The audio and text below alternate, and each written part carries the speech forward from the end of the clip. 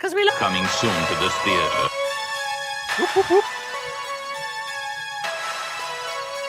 And the team goes scratch. I do like this music. This is cool.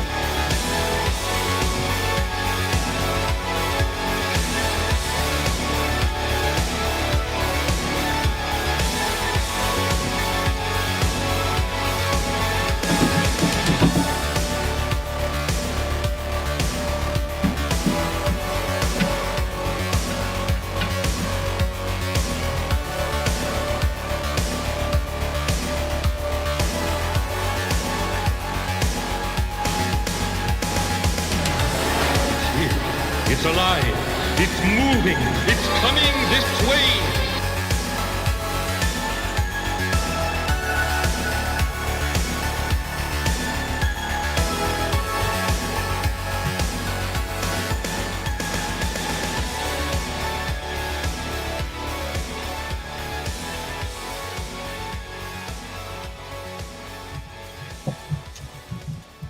What is up, everybody? Thank you so much for joining us for the Horror Movie Club, the club where what do? We watch horror movies, of course. We always make sure that it's a movie that's not behind a paywall. So the link is always down in the description where you can click on the link and it will take you to a uncut, unedited, uncensored version of the movie that we're discussing. And tonight's movie is it's a classic. Last week we did Peeping Tom, and this actually, which is itself a classic from 1960. Michael Powell's Peeping Tom, the movie that's infamous for destroying the career of its director. This is really would actually make a really good double feature with Peeping Tom. They definitely deal with similar themes, I would say. Sex and obsession and murder and quite possibly mental illness, although we don't know in this. It's a little ambiguous, but actually Martin was George Romero's favorite film from his own personal filmography. Most people would say Night of the Living Dead, Dawn of the Dead, something like that as his best film. He felt it was Martin. But anyway, enough of my yakking right now. Let me bring on my esteemed co-hosts. First of all, of course, my boy, your boy, Matt Burke. What is up, son? How you doing? I'm all right. I'm all right. Not great, not shitty, just all right. All right. Yeah. Me too, man. I'm doing great. Right. Oh, but better now that I'm talking to you. And Dave, aka ID Crisis, what's up, brother? Good. How are you? Hanging in there, man. Hanging in there. Me too. Kind of catching up. I'm multitasking, but I got a chance to see this movie, so I wanted to get in, and I haven't been with you guys in a while, and what's the line? I miss your ugly mugs. We miss you. We missed you too, man. We missed you too. It's good to see you, brother. And Pops, what's up, Pops? How you doing, brother? Surviving. There's a lot of that these days, it seems. A lot of people just kind of hanging by their nails going, No. But that's okay. I'm already dropping toward the splat, dude. I'm already dropping toward the splat. Yeah, times like this, when shit's rough, you just gotta remind yourself shit's temporary. It's not gonna last forever. Your tears won't fall. No, the older you get, the more the chance that it will. Yeah, no, that's true. That's true. Okay. Yeah. Well, when I hit 50, it did occur to me, it's like, oh, I'm at that age now where sometimes, not often, but sometimes motherfuckers just drop dead. Yeah. And it's happened to friends of mine who were like, I had a friend who was like 60 and just like, and it's just like, fuck. And, it's not common, but it happens. And you just become aware of the fact that, more common than you might think. go like that. It's more common than you think because every one of us knows somebody it's happened to. Yes, no, that's true. That's true. Okay, you just don't know everybody else's experience. Everybody knows somebody who dropped dead inopportune time. Mm-hmm. Yeah. I mean, this guy's a homeboy of mine from the depression bipolar support group that I was part of, and he was just a fucking awesome aces guy. Helped me so much. taught me so much. And I mean, he was overweight and he smoked cigars and shit like that. But yeah, like his wife just woke up and found him lying dead next door. Like, yeah, Oh, wow. he's 60 years old, man. You know, yeah, horrible. Did you say next door or next to her? Next to her? I was gonna say it sounded like it's like that. It's like that. It's like that. What's that song? It's like Cool in the Gang. If like if the Lord should take you before I wake. Yeah. He's like singing about like his wife like dying in bed. Yeah. Like that's still him. I know the one. Yeah. Like, oh shit, man. You know, oh god, it doesn't get any more real. Cherish, isn't that cherish? Cherish the Yeah, right. It was like I had to get back and replay it in my head. Yeah, I was running through that in my 80s Rolodex. Entire night. Yeah, but what's going through my head like Rolodex? I was like, she's fresh, she's so fresh, exciting. Like, no, not that one. No, that's not it. It's not Brick House, right? Yeah, there's nobody waking like worrying about like their girlfriend or their wife or whoever waking up like dying in bed next to them while they're sleeping. And fresh, she's so fresh. Oh Christ. Anyway, yeah, real quick, wanted to talk about the weekend, the weekend horror. Did you guys? She's so fresh for now. For now, but then the decomposition will start. She's ripe. She's so ripe. She's so ripe. She's so ripe. Oh my god. Oh my goodness. And now, God, now I'm like thinking, like, damn, that would make a good horrorcore song. That's what I love about being on this stream. Nobody can palm the wheel like you can, Brian. I mean, I can take some tangents and stuff, but oh Christ, this is my way of tangents. It's sinister, man. That's the ADD working right there. Is what that is. Fucking hell! It's cool when you can weaponize it because I can weaponize that shit. When I'm like super ADD, I'm like, okay, I know what I'm doing today. I'm doing housework. Zoop. Like I'm vacuuming. I'm washing the windows and shit like that, and you can weaponize that shit sometimes. Oh, for sure. Oh my god. Anyway, finally got to see Evil Dead Rise. Have you guys seen that yet? No, I haven't. Oh man, unfortunately. I saw the trailer for it. It is on streaming now. Like, remember, I think last week I was talking about what's her Renfield, right? Yeah, Renfield, yeah. Right, which I really enjoyed, which I thought was, and you remember, Matt, like you were way more optimistic about that movie than I was, and I was like, oh, I don't know. I just had a feeling because like a lot of movies like that usually they don't really, I don't know, turn out that great. You know what I mean? You can kind of tell. You know what I mean? I think that one though had a little something because of Cage in it. You know, I knew he would be like the balancing chip, Yeah, I mean, it was right, but it's just like if the whole movie is shit, he's not, him as Dracula's not going to be able to save it, or it's going to be like a shit movie, and then you're just going to be happy when he's on screen as Dracula, and it was actually fun. I actually thought it was like, hey, like that was all right. Yeah, Evil Dead Rise went from me seeing the trailer for it in front of Nefarious a couple of weeks ago to streaming already. Yes. Huh. That is because here's the thing: people are not going to the movie theaters like they used to. Mm-hmm. Movie theaters have never recovered from the Koepp. Yeah, and and that's why they have their like classic nights and stuff. They'll play stuff that you saw in the theater from like Raiders of the Lost Ark and well, they haven't been doing. They haven't the big movie theater chains, at least around here, haven't been doing that. I've always thought, like, you dumb motherfuckers. Yeah. You put Raiders of the Lost Ark, you put Ghostbusters, you put Back to the Future, you put like. That's what they're doing around here. Good. Yeah, around here too. Wow, it took. How many years did it take for them to fucking figure that out? Yeah. Right. Long time. But they're always slow when it comes to this shit, man. They're always like, Where were you when they needed you, Bri? Well, I mean, look, it's not a case of me being some kind of fucking visionary.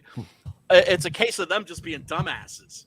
This movie's making pretty good money, though. Like, it's not globally. How smart you are. It's almost at 120 million, almost. It's at 118 million for I mean, a horror movie for now, like post, Yes. Yeah. It is a massive hit, and so that means there's gonna be more. Definitely Evil more. Dead Yeah. on the way. And so now they're doing what they should have been doing all along, which is with the indie movies. We've talked about this many times. With the indie movies for like well over a decade now, what they do is they release like to streaming and movie theaters the same day because they're indie movies, and so they're not going to be playing everywhere. They're only going to be playing in like major cities, art house theaters, and college towns, that kind of a thing. So if you're just like in the suburbs and you want to go to the multiplex and check out like that movie, it's not going to be playing there because like the Marvel movies are going to be on every screen. But then you can download that shit or stream it, and like that very same day, you don't have to wait for it. Cool. Now what they're doing in Hollywood is they're releasing the movies theatrically, and they're waiting like 3-4 weeks, however many weeks. That's what I'm saying, dude. While the movies are still in the theater, just and do then 4 you weeks. have right. You're good, you know. Yeah, which is fucking brilliant. That's a long time. You think about it. Like if you really want to see a fucking movie, like 4 weeks is a month is is a good time, I think. And after that, you're like, all right, I can because most people want to see it in the first week or the second week. After that, it kind of fizzles out. For something you really, really want to watch, right? Right. And because so much about movies, and it didn't used to be this way, you would never turn on the TV and hear you'd never turn on the TV and hear them talk about the box office. Right. They would only talk about whether a movie was good or bad. Yeah. Now everyone has to know if it's making money or not. Right. Because it's like if the movie's opening big, then people want to go see it. Yeah. But I guess because they're idiots and they think, well, if it's making that much money, it must be good. Like, yeah, yeah, idiots, right? But what's up, Shadow? Oh, hey, what up, Shadow? Everybody hanging out in the chat. Thank you so much for hanging out. We really do appreciate you. But yeah, so I got a chance to see this with my boy Chris. If you're listening, brother, much love to you. And I don't think I liked it as much as I thought I would.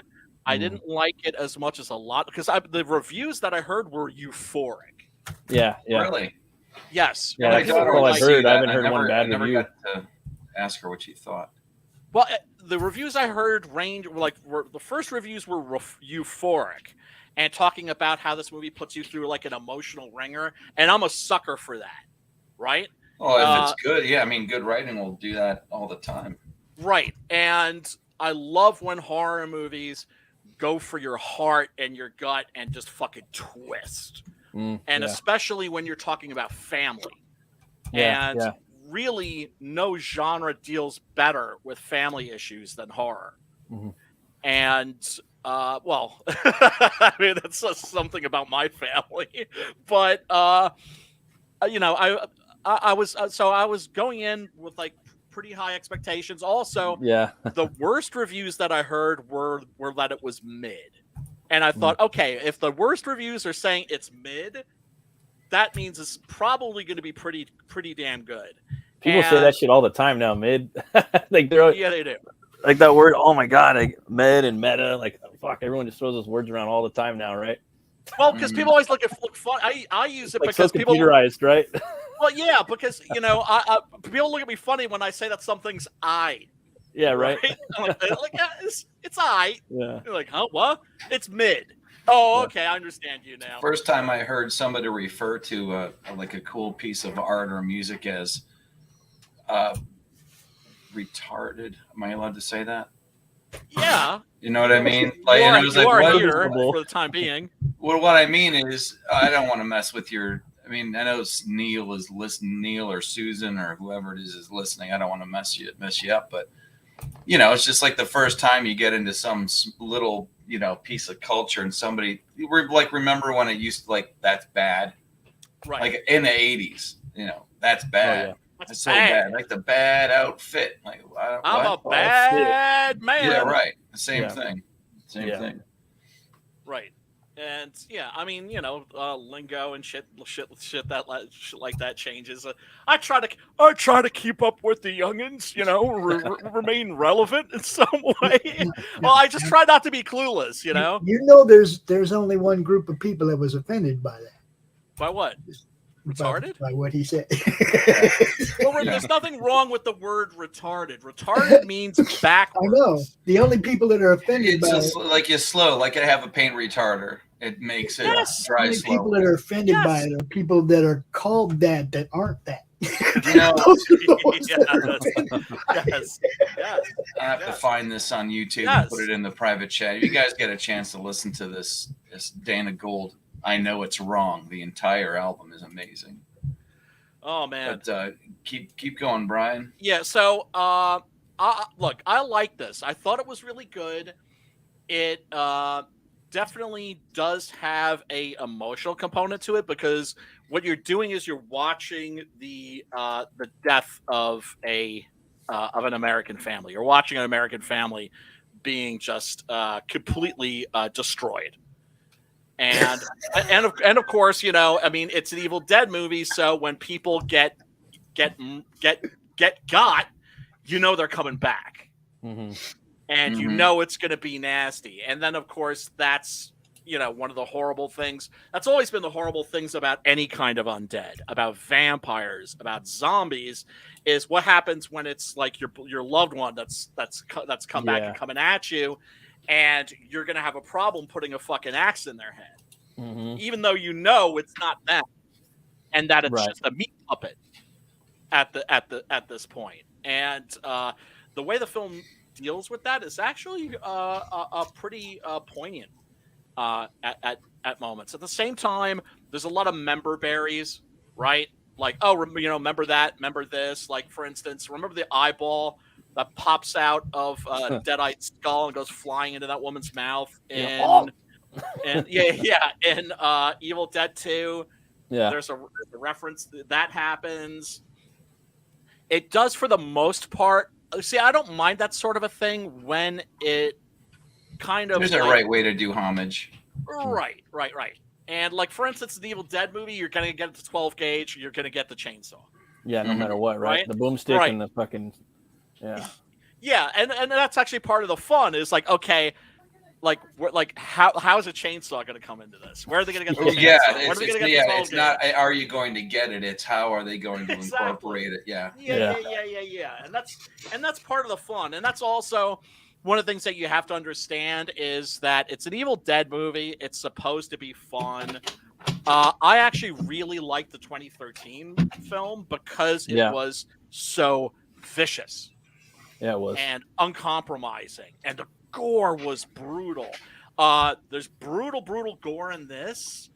But this has a little bit more of a sense of humor, a nasty sense of humor, right? Like when mom has been turned into a deadite and she's going after one of the kids and she grabs a cheese grater. You know something nasty is gonna. You're like, oh, not the cheese grater. Like that's gonna hurt. And that part was in the trailer. Yeah. I seen Boss Logic made a big cheese grater like as a skyscraper in the background for like a mock-up. He does like a lot of the movie fan art. You know. Oh, who's this? Boss. You've heard of Boss Logic, right?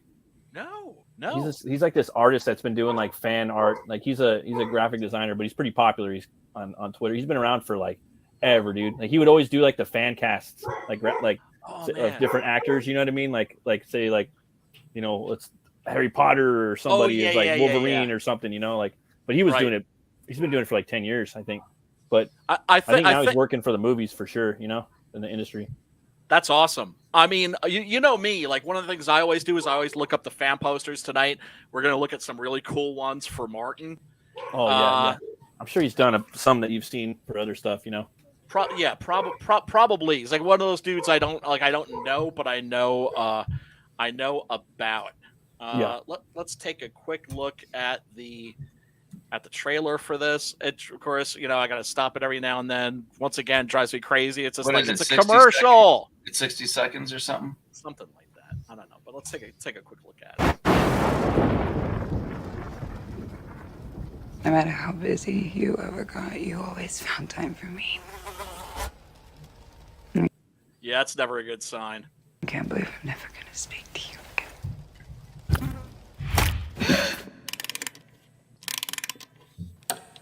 again. Yeah, so the plot to this is kind of cool because you've got a woman that hasn't seen her sister and her kids like for a while because she's like a roadie, although she says like, no, I'm actually a guitar technician. That's different. That's different than a roadie. But she's just been leading sort of like a vagabond life, which is cool. I mean, she's a young chick, fuck it, right? The sort of thing you should be doing when you're young. But now she's just discovered that she's pregnant. And so she goes to her sister, who's now estranged from her husband, and is connecting with her nieces and nephew, and trying to get a feel for what's in store. Right, because you've got to establish the family before they get ripped to pieces, like literally and figuratively. Yeah, I hate when that doesn't happen. Yeah, man. When I was just a little girl, I asked my mother. What is? Oh yeah, it's one of the things I gotta say too. The way that the Deadites get into this place is done in a really interesting way. Instead of the tape recorder, we've got these old records that are from like the 1920s. Mm-hmm. And I have to say also the design for the Book of the Dead in this is really neat. If they're not playing them at 76 speed, then no. Danny. Well, it turns out that the then son... I have an issue with the continuity person. Right. Yeah. Well, it turns out that the son is a DJ. Huh. And so that comes in handy because, then he's, put on the records, and then also being a DJ, he knows how to slow them down and speed them up. I found it.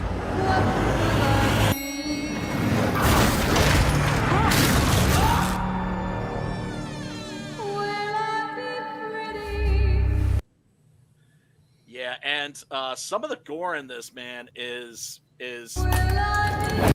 pretty gnarly.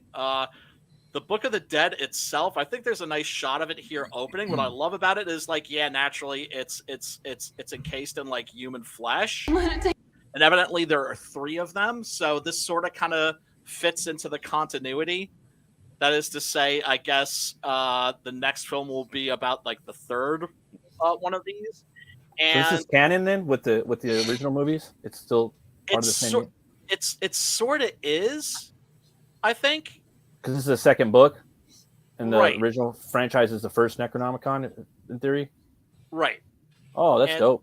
Yeah. And one of the things that I love about this version of the Necronomicon too is that it's bound in human flesh, but then it has like these teeth. I see that. It's got veins in it too. It look like tree roots, kind of.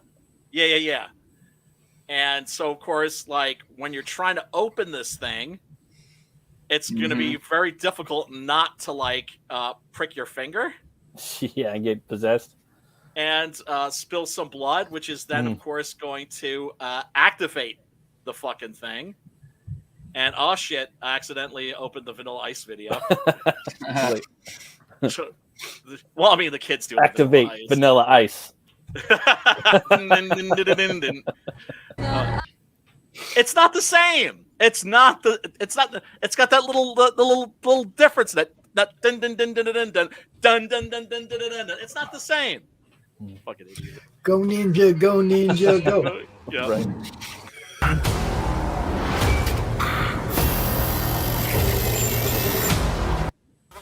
Yeah, and this also, I have to say, does get right into the gore. Like the intro is brutal, and the gore in this is like generally like rough. This is definitely if you're looking for like a splatter movie, this is definitely it delivers on those counts. It'd be a good Can't wait to watch. someday, honey.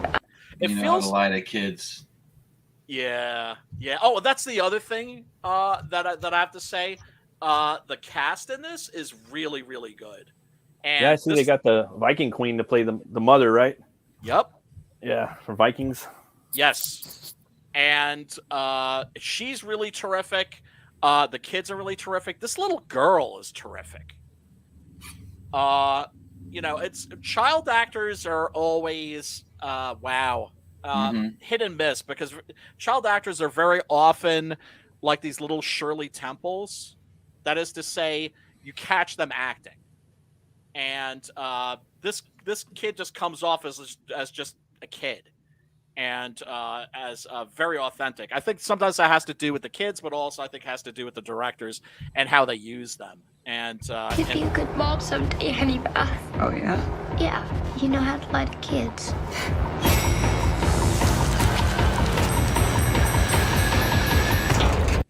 yeah, and then we also get like a completely unnecessary reference to The Shining, which I thought was a little lame. Mind you, I'm just like pointing out all the things that I don't like. I don't mean to, don't critics are going to critic.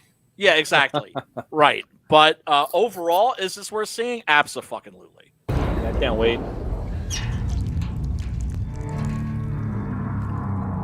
Mom? Mommy's with the maggots now. I have to say also, the fact that this takes place in a apartment building, and the fact also that the Deadites in this have claws, reminds me a lot of Demons 2. Oh, okay, right? dope. Yeah, because Demons 2 takes place in a apartment building, a much swankier one than this. But I'm not saying that this is like a ripoff or anything like that. It doesn't turn into like Night of the Demons, but there is definitely like some inspiration from the. I could say the same thing about Wreck. Oh yeah, for sure. Yeah. Especially you're being locked in and locked down, and then wonder if them putting this movie together at the time that they started putting it together was subconsciously or otherwise using that lockdown mentality to their advantage. Yeah, that's entirely possible. Well, I mean, the thing is, it's just like when you get the characters in an Evil Dead movie, what's the first thing you have to do? You have to isolate them. Put them in a cabin. Right. And so in the cabin, like there's actually like a cool reference to the original Evil Dead in this, where instead of like, remember like in the original Evil Dead, it's the bridge. Yeah. Right. Right. They go across the bridge, and the bridge has just been all fucked up. Yeah, all mangled on both sides. Right. It's all mangled. It's all curled. Broken fingers backwards, kind of. Right. Exactly. It looks like it's been bent. Dude, I was looking for that picture online, like Google. It's funny you brought that up, because I have a scene in my new book that I wanted to like kind of reference that a little bit, but I couldn't find anything like just certain like end of the road things, like where there's like a cliff, like in that. There's not too many of those. You mean like a bridge out? Yeah, a bridge out. Yeah. But they did that also in Cabin in the Woods. Yeah. Right. Yeah. I mean, they did that because it's always done. Right. Yeah. Right. And because the main movie that's riffing on is Evil Dead. Yeah. Which I don't know about you guys, but I think Cabin in the Woods was slice of genius, and that's a lot of people don't like it because I think they don't get it.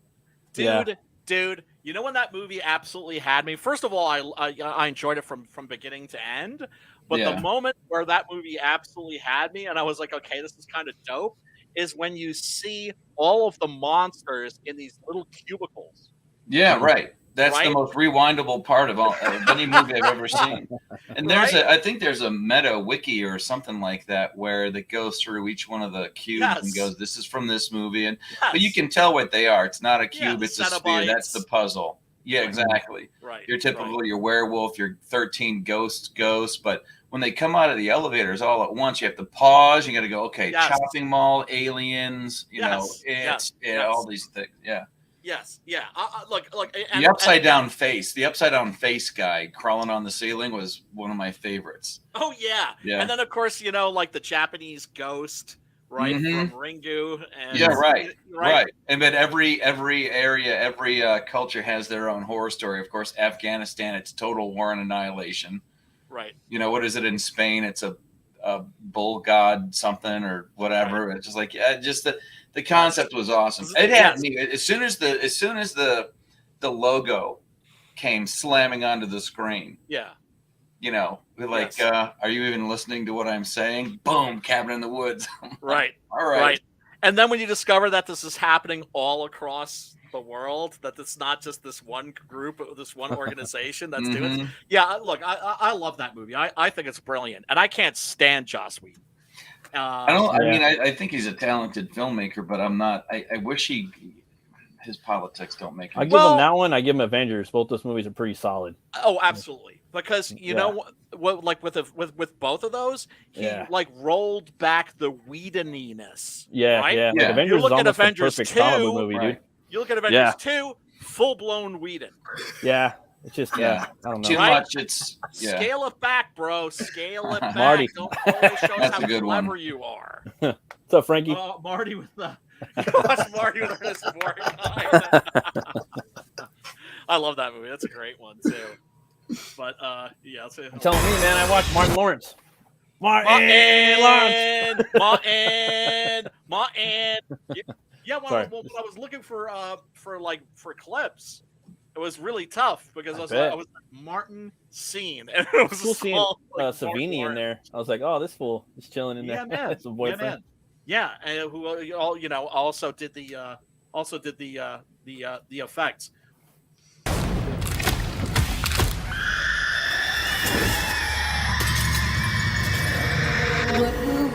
Yeah, it's never a good song. Eeny, meeny, miny. You. Well, it's a demon. I was like, oh shit, is she gonna bust out the racist version? But yeah. Anyway, thumbs up on the new Evil Dead movie. Go check it out.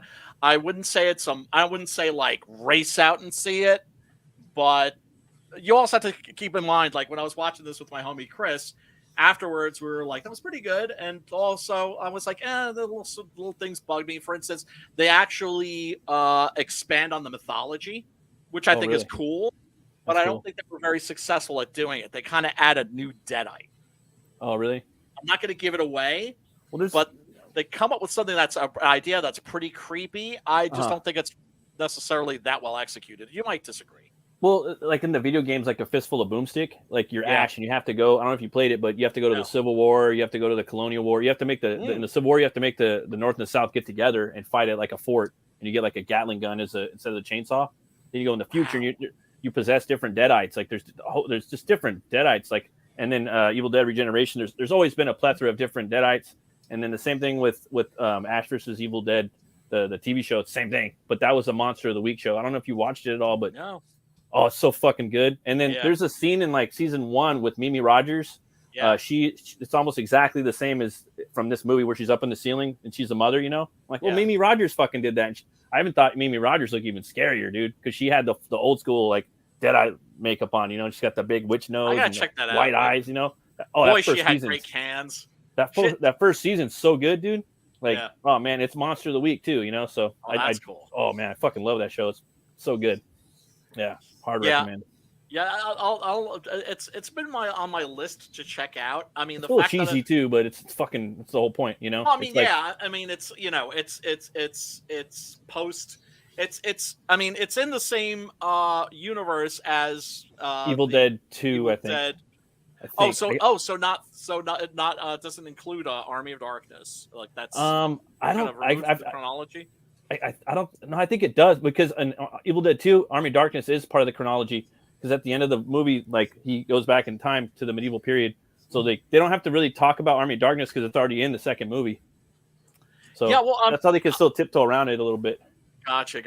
I mean, I always thought that the alternate ending for Army of Darkness was 100 times better. Oh yeah, where the Twilight ending where he ripped Van Winkles and it's just like a post-nuclear future. That's what happens at the end of the show too, but it's even fucking more like badass, like full fucking balls testosterone shit. Oh, like at the end of like season 3 or at the end of season 1? 3. Like, dude, this shit's fucking it's fucking Mad Max, bro. Oh, nice. He's like, and then it's like Mad Max and fucking Mick Fury like put together, all fucking like gray haired up. He's got his car all souped up and nice. Like, dude, I would totally love that. He's got a muscle car. Oh damn! And that was the last episode, and that was the end. That was like the end of the end of the end, like a little teaser, like to get you kind of fucking pumped up, like you ain't ever gonna see this type shit ending. Oh wow! Yeah. Look, but yeah, it's like my friend Chris and I were just like, it's like, what you like for Evil Dead 5. Yeah. It's not bad. It's right? Yeah. Right. Yeah, so you always have to grade on a curve. So it's like as a horror sequel, yeah, it's certainly good. It doesn't disappoint. Folks, go. I definitely recommend it. Go check it out. If you're a Evil Dead fan, of course, you got to. Oh, what's up? What up, Frankie? You need Ash, but it's like there's so many Deadites. You know what I mean? Like you could do keep doing universes of it. You know, but you kind of need Ash. But a lot of people don't know like all the different monsters that come out of that book, dude. Like there's a lot. Like you really could have a lot of heroes. Like you basically have to make someone other than Ash, but way better, which is impossible, but possible. Right. You And the mean? thing is, nobody wants to see that. It's impossible, but it's possible. Well, yeah. Well, I mean, look, it's probable. It would be cool to if somebody really tries really hard to do something like that. I mean, yeah, it'd be hard, dude. Yeah. But I'm just saying, like, well, and it's to be universally liked, because there's going to be those hardcore people like, no one's better than Ash in this movie. Yeah. You can't do that. How dare you? Well, here's the thing. Nobody wants to see that character recast. Yeah, no, definitely. Right. You have to do someone new. Do this kind of stuff right. It's called passing the torch. Yeah. You don't just ignore dude and bring on a new dude. No, you get a new has to bring dude in, right? Yes. Or even worse, step on the old one. That's what they brought in 2 new characters for the TV show, but they were kind of weak. You know what I mean? Right. Like Ash has to bring in his own successor. That's what I'm saying. And he does, but they're weak. Some chick has to show up. That's what happens. That's what happens, dude. Like no, and I don't want. No, it has to be something better than that. I don't know. Right. It's not like, you know. I mean, because if they're gonna do that, they're gonna do like what they did with like the Mandalorian. Right, where it's just like now it's not Mando, it's the Bo-Katan show. Yeah, well, I didn't say kneel to some chick they put up. I said that he has to be the one to pass the torch to the next guy to get the fandom behind the next guy. Yeah, the next guy's got to be dope. Like question. So like Pops has a really good point. Step 1, care about the fans. Yeah. Step 2, start writing as if you care about the fans. Like if they brought in a cool like biker or bounty hunter type character, like that might be pretty dope. You know what I mean? I could see something like that, but they're not really doing anything like that, you know, or like a cowboy or something, you know. Well, one of the things I'll say about the people that are running this franchise now, they certainly don't have hostility towards the fans. No, definitely not. They're not like Disney. They're not going to tell like, oh, you fans, fuck you. We don't want you. Get out. We want the new fans. Yeah. Right? That don't exist. Mm-hmm. Yeah, fuck that. Right? Marvel and DC. It's just like we hate you, old fans. Bring in the new fans that don't where are they? They don't exist. Bitches. Yes. Right. Why are we not selling comics? Oh, it must be because like, you know, racism or something, you know, or you know, some kind of they're not selling comics because it's your fault. Yeah, it's all your because fault. I'm not buying them. I'm not buying them. You keep helping him make it his fault. All your fault. Man. Yeah, that's right. Yeah, it's white man. It's your fault, white man. Well, white straight male, you know, and also a transphobe because you know I won't date a chick with a dick.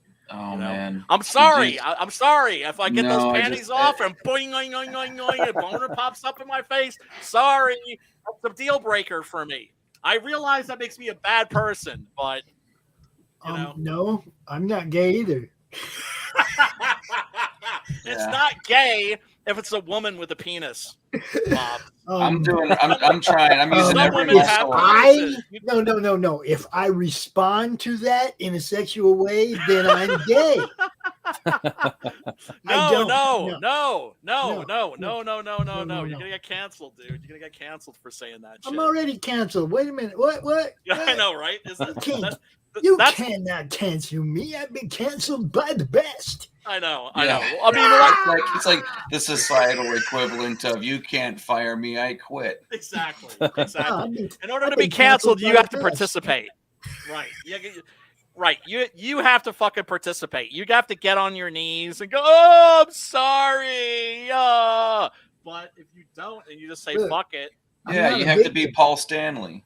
Right. I'm not a victim. I'm not going to be a victim. Yeah. Dude, all right. I'm using every ounce of strength I have in my body to not derail this even further. And that's awesome, that awesome news story about the homeless guy going into the New York eatery. Oh, I know. Yeah, let's charge him with murder for protecting everybody in the car. Yeah. That's a different one. Homeless guy goes into a New York eatery and defecates on a pride flag because it's the only thing close by, and there's enough of these things hanging up in the restaurant that he can reach out and grab another one to wipe himself with. This guy's last name is Innocent. It's literally his last name. Well, here's the thing. It also depends, that's a good one. The nature of the crime. A lot of layers to your humor. It does depend. It right. Is his first name Whoopi or Wipey?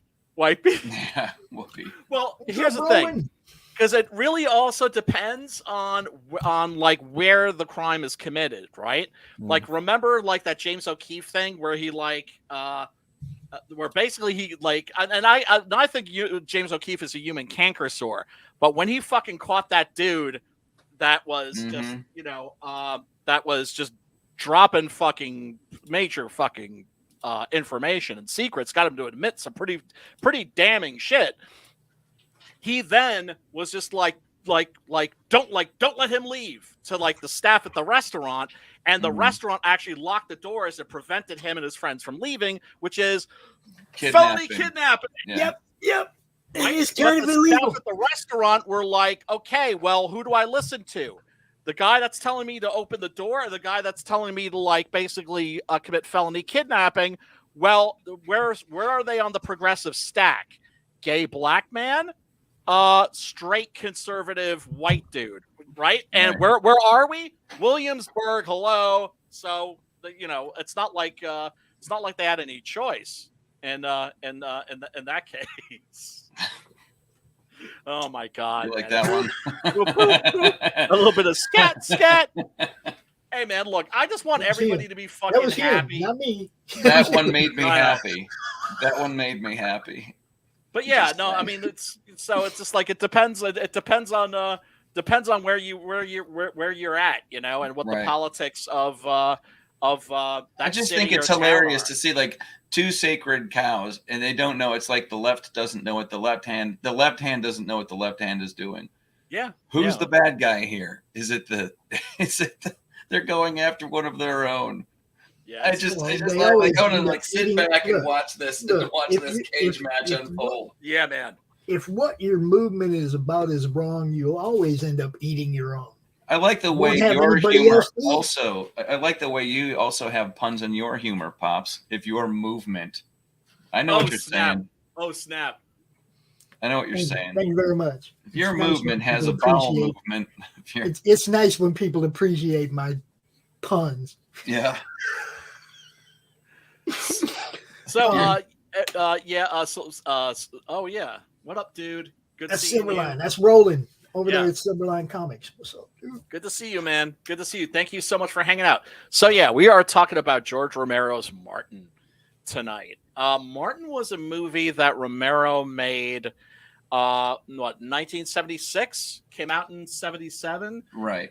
Also was released in a hour and 22-minute version in Italy by Dario Argento with a new soundtrack by Goblin in 1978, and is not one of, I would say it's one of Romero's better known movies, but not to normies. I would say if you're a horror fan, you know this movie, you love this movie. It was available on video cassette relatively early because it was like a little indie picture. As a matter of fact, I think they've got the clamshell right there. It is. That's the one I remember, yeah. Right? Mm-hmm. With a quote from Newsweek Newspeak, as I call it now. Romero has become a dazzling stylist. His balance of wit and horror is the best. A new nightmare from the director of Night of the Living Dead. See it with someone you're sure of. That's a cool poster. This one's pretty crazy. Love me. It's got like a bat coming flying, like vampire bat coming flying out of his mouth. Not sure if I agree. Kind of weird. It's fun. It's fun as like an alternate. What's up, Vic? Kind of misleading. Yeah. This image, of course, I think is really good because it's got him with the hypodermic needle in his mouth. Yeah. And I don't know if you caught that, but that, of course, it's just like that represents like the fangs. Those are his fangs, are the hypodermic needles. Is there something? Is it just the way they shot it, and they're going for a contrast on the background, or am I supposed to be picking up something subtle from the shadow on the wall? Everything in this movie is done very, very carefully, very, very deliberately. This movie was shot by Michael Gornick, who shot most of Romero's movies. Went on also to shoot like some major Hollywood pictures. This is one of those movies that is very, very deliberately shot in almost painterly way, but also the main thing about this movie is the fucking editing. And Romero, especially with the flashbacks and stuff. Right. And also with the scene that is like kind of the centerpiece of this picture with the home invasion. The way that that's edited is astounding. Yeah, it's pretty good. Right? And Romero generally edited his own films. He didn't have an editor. He was the editor. And that's like a filmmaker's filmmaker kind of a move. But that was the thing about Romero. It's not that Hollywood didn't come calling. They did. It's just that he was very late and reluctant in accepting that call because he understood that when you're an indie guy, you can do whatever you want. Yeah. And you're making a movie for the man. You're following the man's rules. Yeah. And so he did definitely, dabble in Hollywood. He ended up making Monkey Shines for Hollywood. He ended up making also. Yeah, I saw that one in the theaters. That was really good. Oh, terrific. Underrated, in my opinion.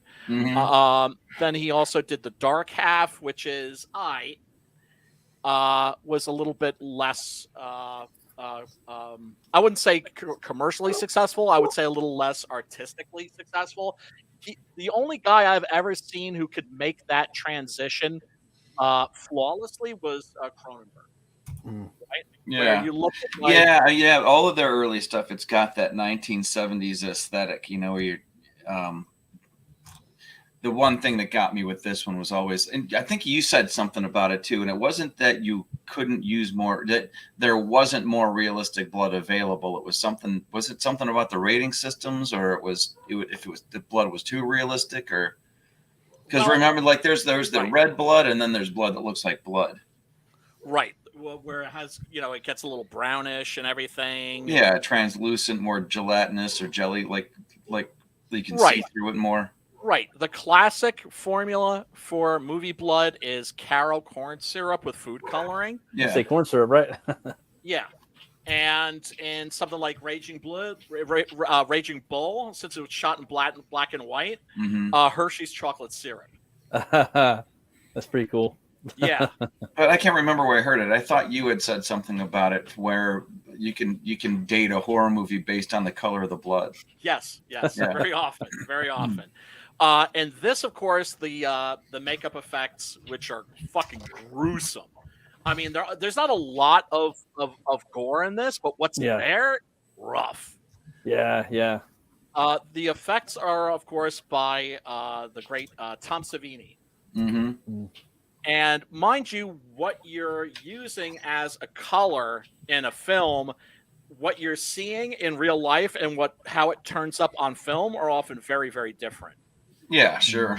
Like he looks back on Dawn of the Dead, it was like, in retrospect, painting everybody blue, all the zombies blue, wasn't like really a very good idea. And it's just like, I noticed that too, but I figured it was just like it was the reason they did that. It was fresh. They were, it had been like what, less than 48 hours. Right. Yeah. Right.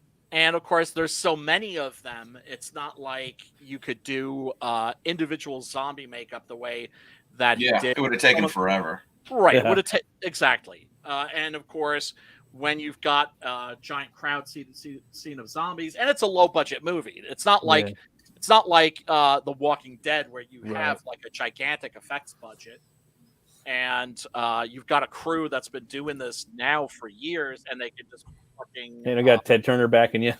Well, yeah, and you figure like how many people were. I mean, when Dawn of the Dead was made, zombies and the Living Dead were only just becoming a thing. By the time you've got The Walking Dead, you've got an entire fan base of people who've been doing this thing for Halloween, want to do it for a living, and you're surrounded by makeup artists who know exactly what to do. Right, but at the same time, when The Walking Dead first came out, hail Frank Darabont for doing that amazing first season. Because I think every season since has been shit, personally. But I am grateful that it was The Walking Dead, unquestionably, that brought practical effects back. Mm-hmm. Because they were, no pun intended, practically gone. Everything was CGI. You looked at the fucking... That's one of the things that really annoyed me about the Resident Evil movie. The first one was like, I was like, CGI zombies, really? Yeah. And then, Land of the Dead was pretty good too, but I think that came out right before Walking Dead. It did. Bernie did some of the designs for that. That was pretty cool. It did. I still don't know why they messed with the skyline like that. Yeah. Well, look, Land of the Dead, I remember seeing that in its theatrical release, being really disappointed. I don't think it's a very good film. I think it's an okay one. I think it has great moments. Once again, I think it's a case of you take the man's money, you make the man's movie. Before you jump off of Walking Dead, I want to show you guys something. The director's cut's better, I think, too, of that movie. Oh, yeah, for sure. What you got there? This is the Walking Dead store in Georgia, too. Oh, no shit. Yeah, I got where some different things. Here you go. That they gave us, but I got the Walking Dead store. There you go. Wow, it's a comic book logo too. Yeah, I got a bunch of stuff from them, man. They're cool as hell down there. Well, one of the things that I've always liked about like the zombie design in that is that the zombies look like the zombies in the comic books. Yeah, they do. Right? They got Walking Dead tours, all that stuff down there, because that's where the set is. Right. Right. I forgot I had this badass magnet. Yeah, I mean, look, why not fucking market that shit for tourism dollars? Yeah, dude. Hell yeah. Marketing. I keep marketing, guys. It's the most important thing after doing the product. It is. I know that's going to be a huge learning experience. Yeah. 5 years from now when this thing is done. Well, yeah, but here's the thing. You can learn from what people before you have done right, and also especially learn from our fucking blunders. Right? Oh, yeah. I'm more from our blunders than anything else. The shit that was, right? Yeah, the shit, I'm shit paying attention for do. sure. Yeah. But that's the thing is we learn from the people before us, and everybody, we're always in this community, in this indie community, we're always learning shit. People come up with new shit that then we're like, oh, that was a genius idea. I think I'll take that. Yeah. And nobody's fucking jealous, because it's just like, hey, if I come up with a cool idea that helps my friends, that's not taking anything away from me. That's just fucking spreading the love. You guys know, you guys know how Laurie makes the short films for her comic, right? Yeah, it's really smart. I come up with ideas, but I don't have the props or the people to help me pull off the idea that I come up with for her. So I just tell her, hey, you should try this or do this and this. And she'll get her friends or her family together and actually act it out or help me figure out a way so that I can do it. Like what Doc and I did for this most recent one where I got shot. I got shot in her. Yeah, you got fucked down, bro. You got fucked down. It was good. You got blasted. Yeah, that looked like it hurt, bro.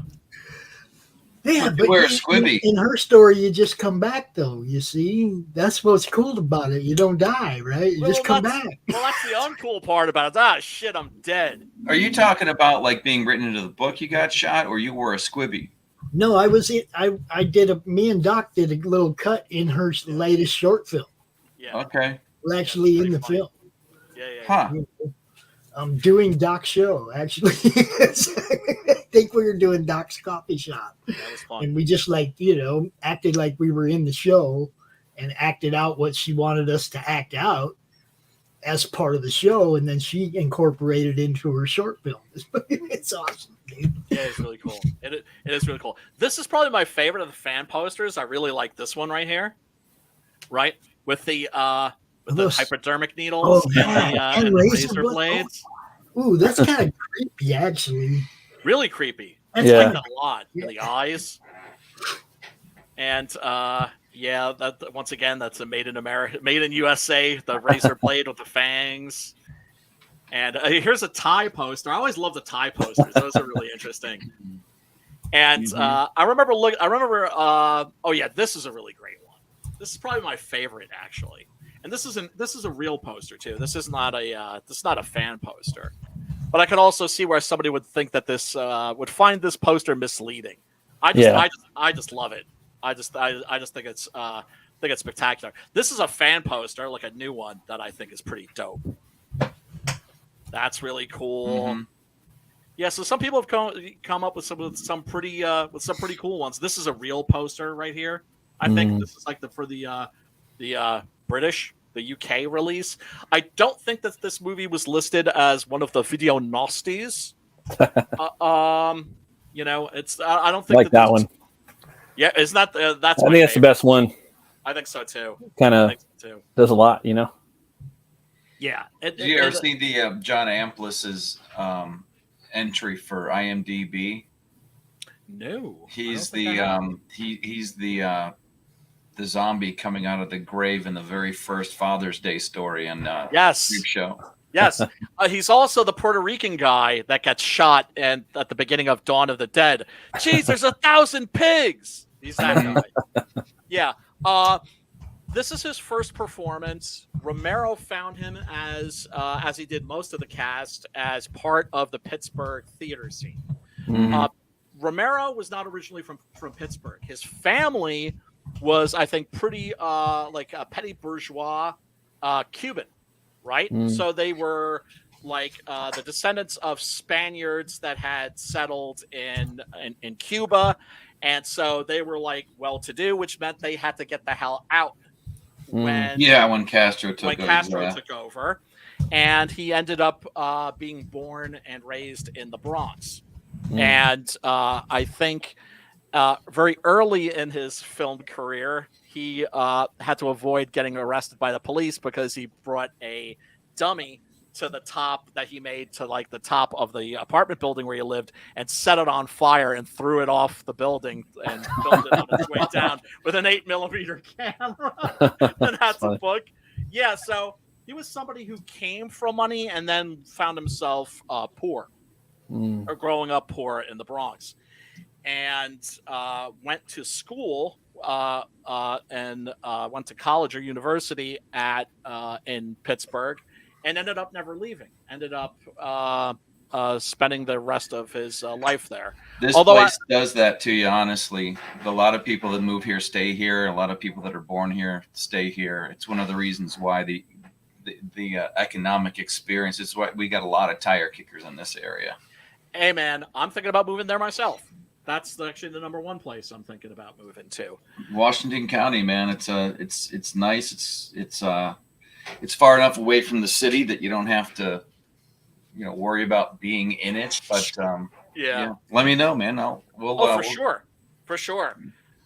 Plan right now is to probably move out of here, rent a place for a little bit, and then figure out what my final place. We're gonna lay up stakes finally, and but yeah, I am thinking absolutely. Pittsburgh, just outside of Pittsburgh, is definitely very high on my list.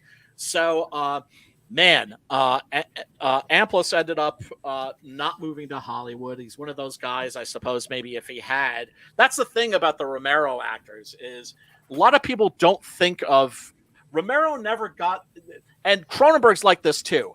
Those guys are actors, directors, and they never get the credit for it because they're horror directors. And so many great performances in the Romero movies by these local actors. He also uses a lot of amateur actors, and you can always pick them out because they stand out, especially when they're mixed in with real actors. Lincoln Maisel, who plays Martin's cousin, the old man. Yeah. He's from the amusement park. It looks like they went right to Kennywood from this movie and started filming because he's isn't he wearing the exact same thing? It's entirely possible. Here's the thing. The amusement park, I should mention, is a movie that Romero made for the Lutheran Church. Right.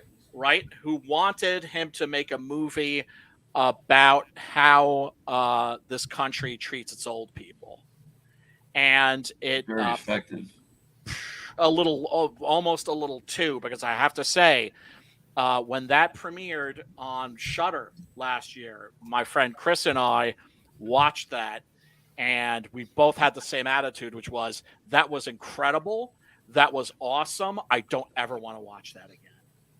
Yeah, because it absolutely shook us to our core. Yeah, there's a couple of movies like that where it's not even. It's not necessarily the movie as a whole, but there'll be one scene or one line that sticks to your brain forever. And like in was it Gone Baby Gone?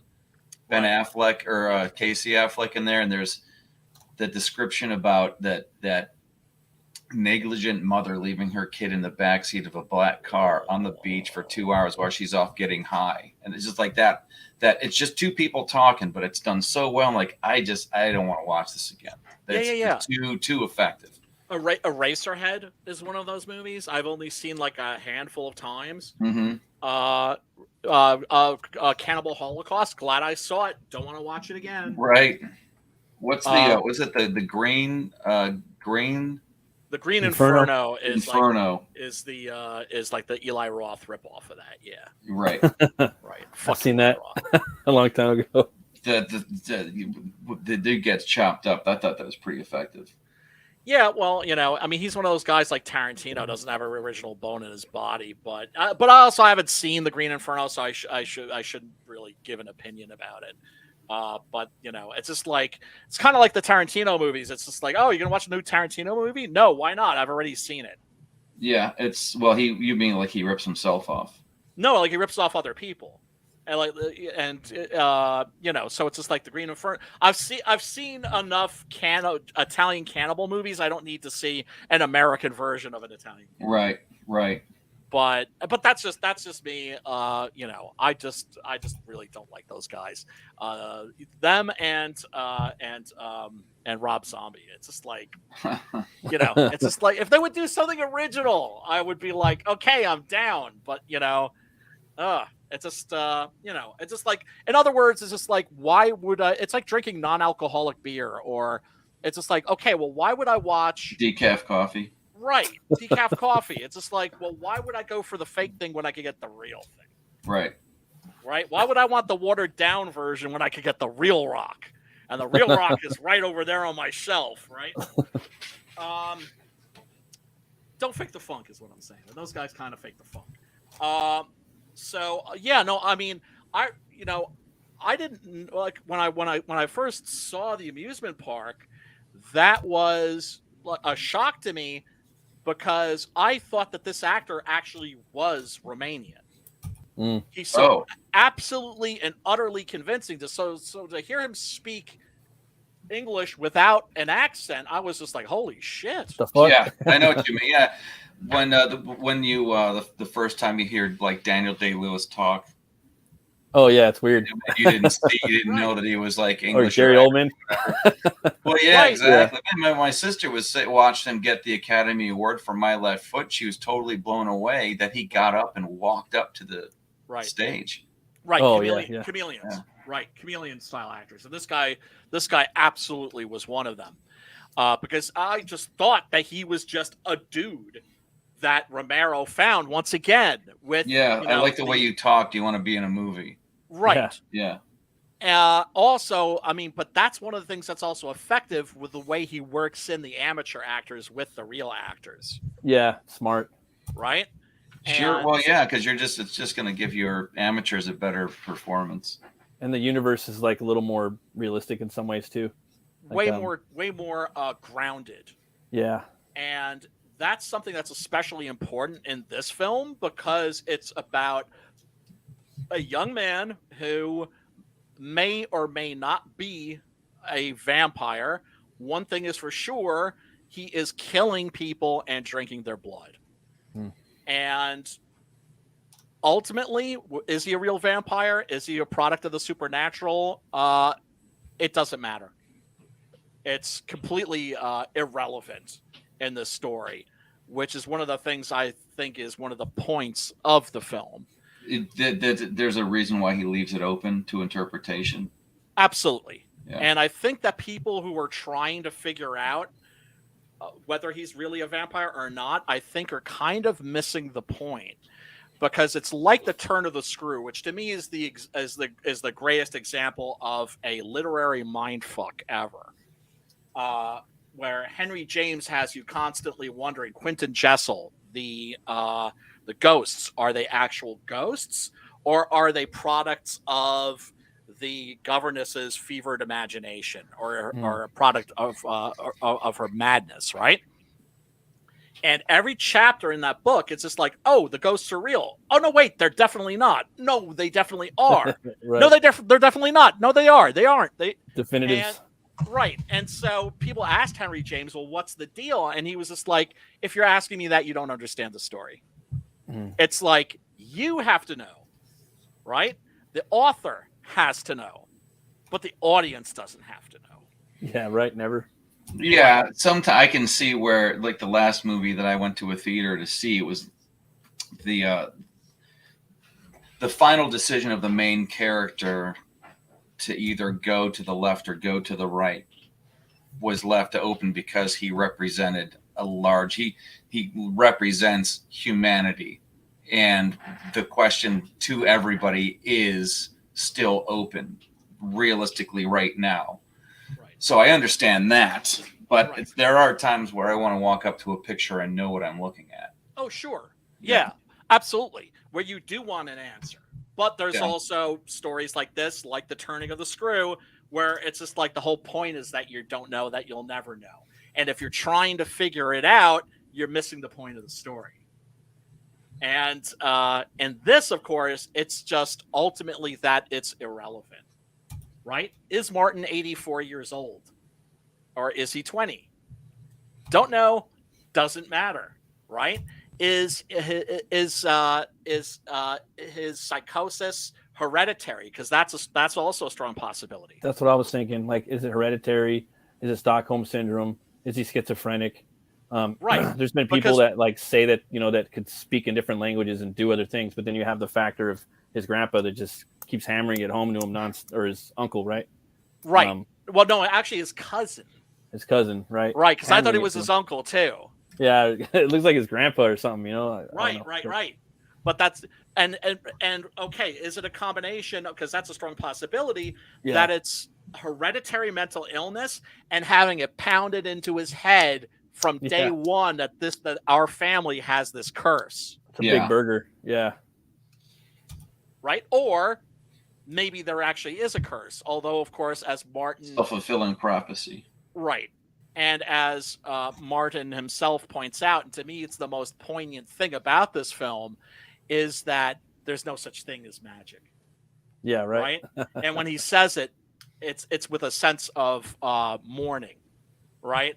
That there's nothing supernatural about him, right? He can't turn into a bat.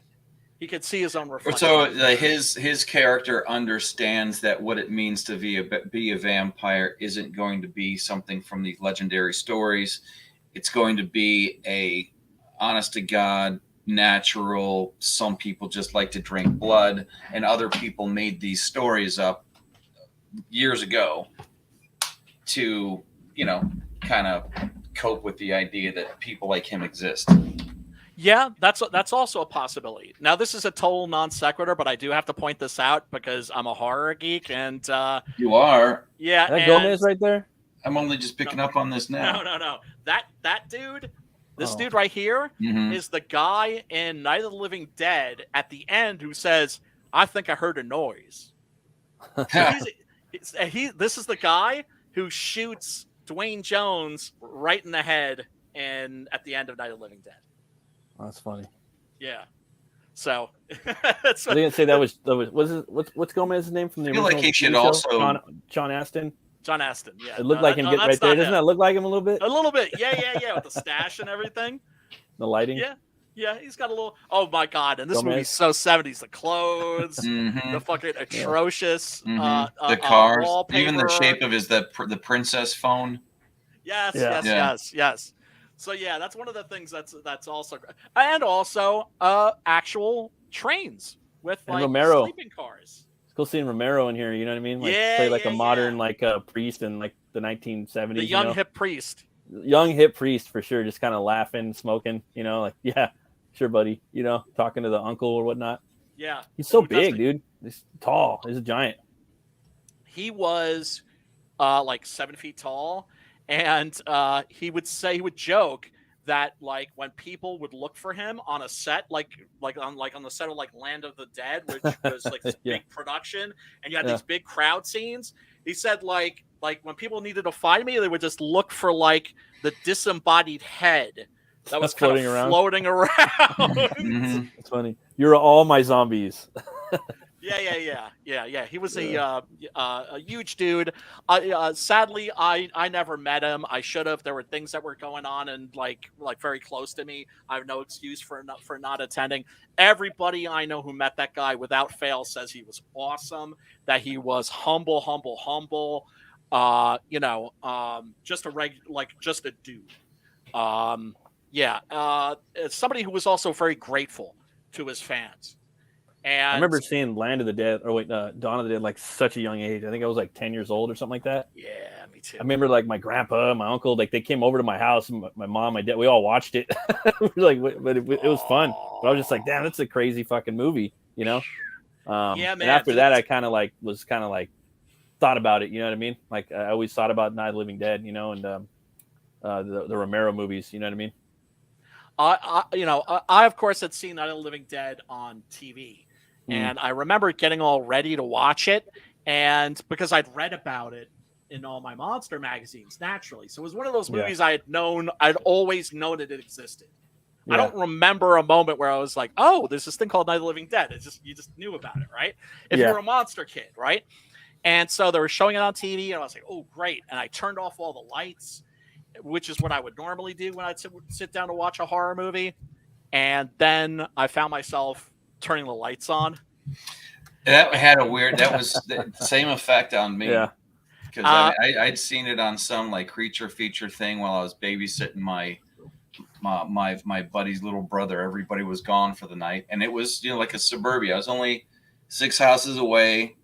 I only needed to walk home. Street lights were on. It's the 80s. No big problems, right? Right. I still didn't like the idea of just walking out just that far. And I was this far away from driving a car, and it still messed with my head. I remember Don just like being like this. Like they told that what sold me on it too. It was just like there's bikers fighting zombies in a mall. I was like, okay. I don't know why at a young age that sounded cool to me. And my uncle, he kind of looked like Savini. He was a biker, Yeah. He was a criminal too, but he looked just like him, and he was like all about that fucking movie. So was my dad, Yeah. And that I love that scene though, Oh, it's Tom Savini, he does have that. He's got the like those strong features, that hook nose, like he's a character. When the first time every time I look at his face, I think he's here to ask me where the money is. He's in Land too. That's what's funny. Like he the is. zombie is still alive. That's the the biker same zombie, character. Yeah, it's still alive.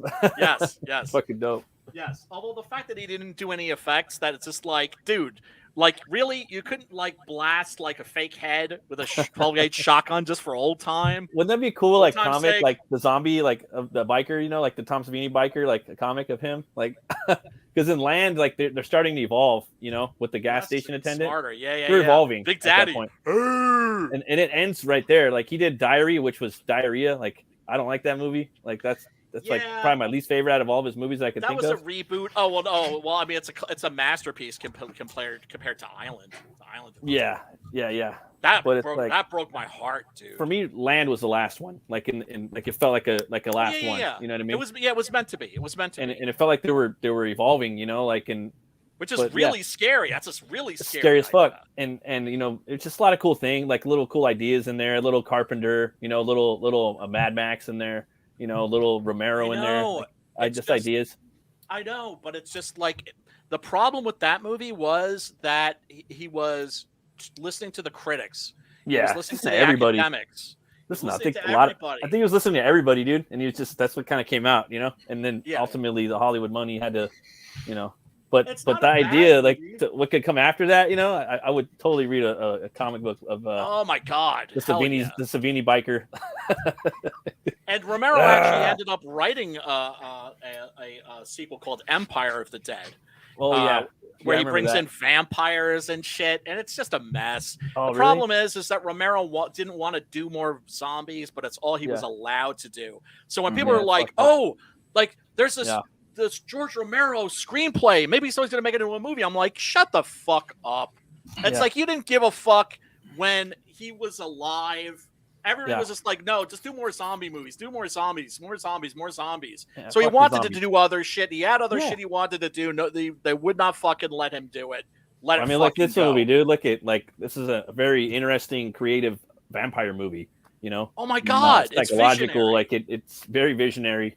It kind of reminds me of the movie we watched last week. It reminds me of Right? Maniac a little bit too. You know, Yep. like the whole like psycho killer side. You kind of From get into the the mind point of of them. view of the from the point of Yeah. view of the maniac. Absolutely.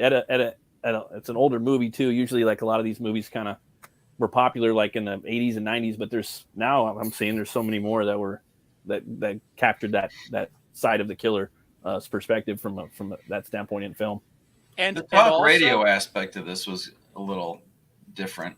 Oh yeah. Well, But that I wasn't sure if he was doing that because like the very first radio station ever is in Pittsburgh. yeah. I That's think I true. heard about that. Yeah, Yeah. KDKA is the very first radio station on the planet.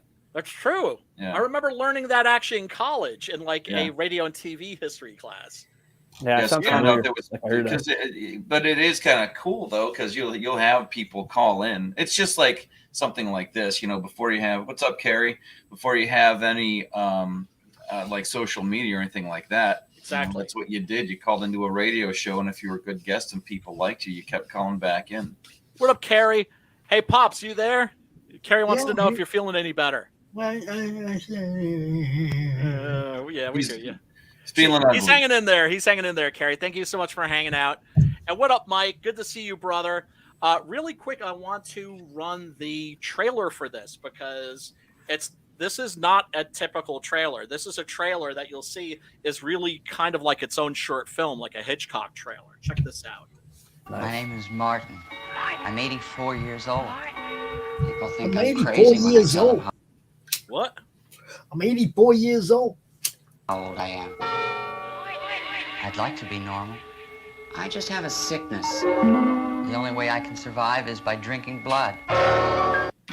Now, this is interesting here, too, because these are the scenes that we see In black and white. in black and white Right, that, right. that are here in color.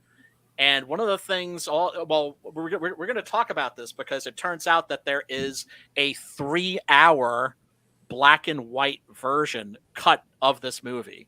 Strange. And Of the whole movie or of of the flashbacks as its own movie? No. 'Cause that would be kind of cool. Of Martin. Okay. Yeah, I'll get into that.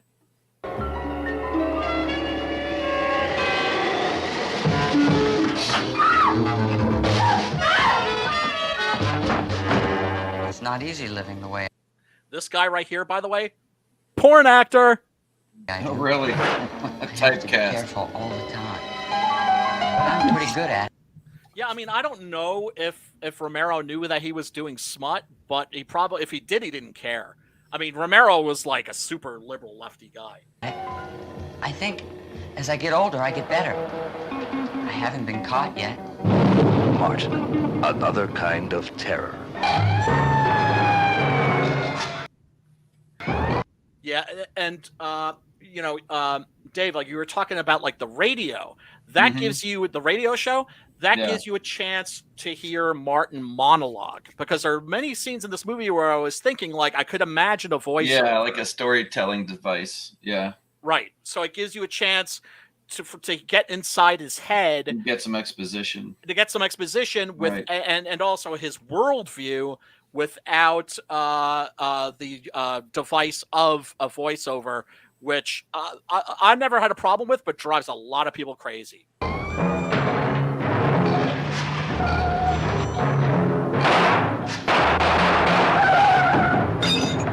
See, people don't understand what's wrong. They think that I'm a monster. They think I'm a vampire. Yeah, that's a wonderful scene where he's dressed up as a classical vampire. Yeah, and all he's trying to do there is just throw the scent off.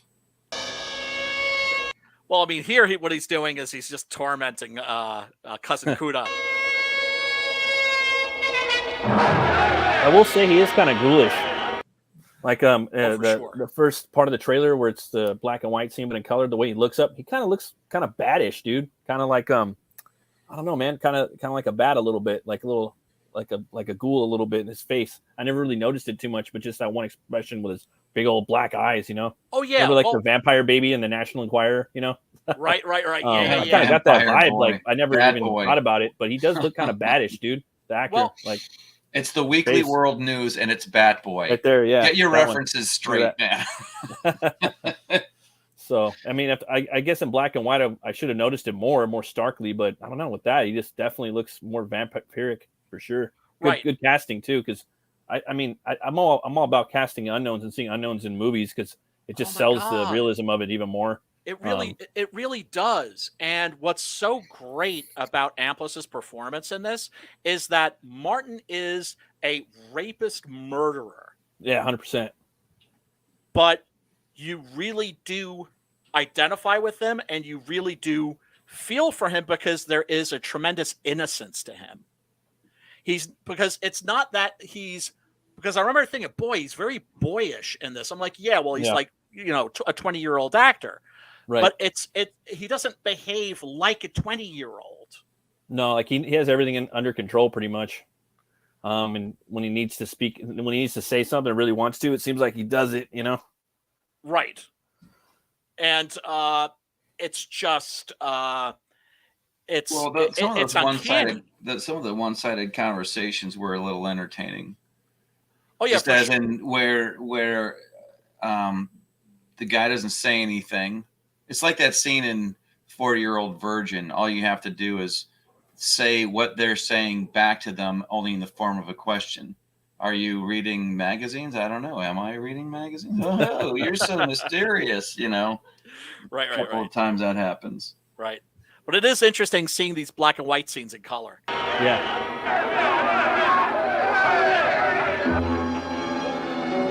People don't realize that those things I see in the movies are not real. I don't have a whole lot of women. Yeah.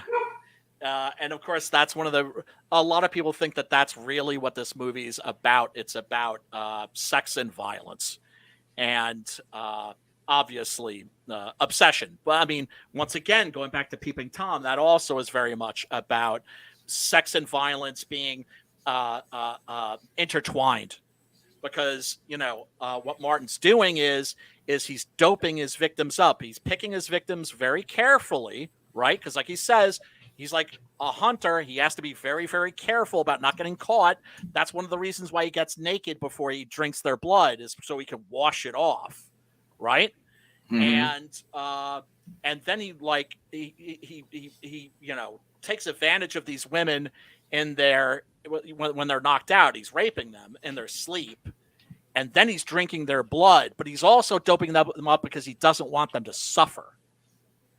Dahmer was like that too. Killing them with kindness. Well, yeah, and that's sadism. the thing. It's almost like you're hypocritical. You're killing somebody, but you don't want to feel bad about it. Well, no, it's that. Well, yeah, but also it's that he's not sadistic, right? He's not getting off on their fear. He's not getting off on their pain. Yeah, right. It's nice to watch them. I watch them a lot, all the time. I have to be sure that nothing goes wrong. I follow them. I plan. I'm very careful. That beeping noise was driving me crazy because I was like listening to it, watching it, and then I'd heard that beep, and I'm like, it was such a perfect pitch. It's the exact pitch of my fire smoke alarm whenever the batteries die. Yeah, right. I have needles now. I can use them. Yeah, and so many shots in this of him with a hypodermic needle in his teeth once again, representing fangs. I can put them to sleep. Reminds me of Dexter a little bit too. Like they probably took some inspiration from this a little bit with that, you know. In what? The TV show Dexter. Yeah, quite possibly. Yeah, I was gonna say.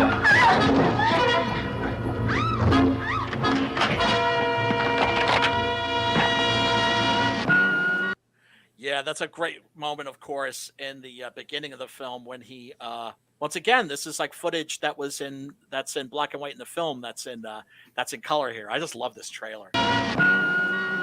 Martin, another kind of terror. I would like to be like everyone else. I have to do things that I don't necessarily like to do, but I want to stay alive. I do need blood.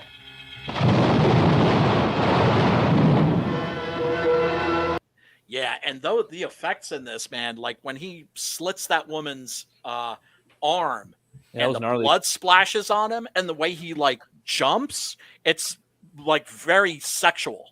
It's really disturbing. And, you know, that's what a good movie does. You mean he doesn't jump, he kind of like shudders? Yes. Yeah, like it's a director of right, like he's what getting I'm like looking for, like it's a sexual thrill. Right. Night of the Living Dead. Martin. And the fact that this is like his only form of intimacy is it's a little sympathetic there too. Yeah, I mean it's really tragic. Martin. Another kind of terror.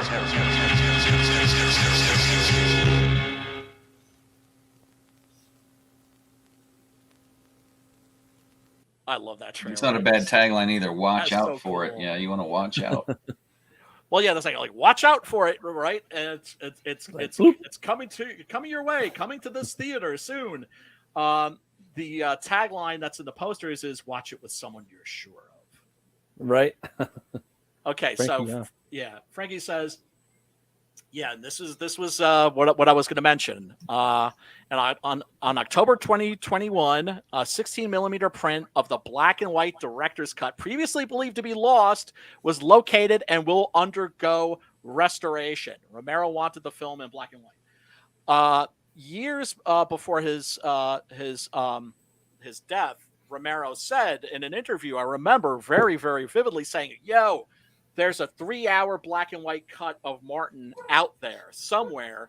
If you find it, anybody gets any news about this, hit your boy up, let me know." Oh, fuck. Right? Because he wanted to restore it and, and maybe, give it a limited release or something like that. Because like I said, this was his favorite movie of his own films. This was the movie that he was the most proud of. And, he passed away, of course. I mean, he was an older cat. It was like 79, I think. But he died from fucking smoking, from fucking lung cancer, which is, it's like, God damn it, man. It's yeah. This is an old information. You knew that was going to happen. Yeah, because he had quit. I remember seeing and Documented the Dead. which is a documentary about Romero. They were on the set with him on the set of Two Evil Eyes, the Poe anthology movie that he made with Dario Argento. Cool. And he was on the set of Argento did The Black Cat, and he did Facts in the Case of M. Valdemar. And so he was there on the set with a yo-yo, and and so the director Roy Frumks was like the director of the documentary was just like, so what's with the yo-yo? It's just like, oh yeah, well, I'm trying to quit smoking, so I'm doing this instead of smoking. Is it working? He's like, no. Yeah, that sucks, man. It's a hard thing to kick, most people can't, Look, I had a 25-year smoking habit. But I was only smoking maybe about like half a pack a day. Yeah. Right. Yeah. So most people smoke a pack, Right. And right? so like smokers. Yeah. Mm-hmm. And I vowed to quit when one of my favorite comic book writers, Steve Gerber, died from smoking. And because when that happens, you're just like, God damn it. Like, what a stupid way to die, right? What a preventable way to die. And it's just like, man, it's like you're depriving the world of your talent. But also it was just like, okay, I'm going to use this as an impetus. It's just like Homeboy didn't die for nothing because I'm going to quit smoking because Homeboy died from smoking. Exactly. And my friend Chris, I kept telling him when he was like trying to quit, I was like, do it for George. Do it for George. Right? So that way you can honestly say it's just like that person did not die in vain. My grandpa, they told him if you quit smoking, or you only got 1 year to live. If you quit now, you could live another year. So he quit. He lived 10 years. Pretty good genes because he was a cotton picker, and then he worked for General Motors for my other grandpa for 28 years. You know what I mean? So he got to enjoy like 10 years of his retirement. You know what I mean? So Hell yeah. Because, some of those people got better genes though too back then. They could live longer and smoke more. It seems like. Yeah, like that Burgess Meredith character in Grumpy Old Men. I eat bacon for breakfast every morning. I smoke nothing. There's nothing wrong. Hey man, nothing. Fucking William S. Burroughs. William S. Burroughs lived to be like well into his 80s, and he was like smoking Camel unfiltered cigarettes. Humps. Like 15 years old, and slamming heroin too. Damn. Sorry. So some people he's like the heroin keeps the lung cancer away. Right. Look. Some people are indestructible. Yeah, no, for reals. Yeah. Keith Richards. Most people aren't though. Yeah. Most people aren't though. Some people are indestructible. Yeah. When Gigi Allen died, I think everybody was just shocked because there's just like at a certain point you thought that guy was just like the Terminator. Let me guess, a bacterial infection from fecal matter. No, he died like a rock star. He just OD'd. Oh, okay. Like regular old boring OD. Yeah.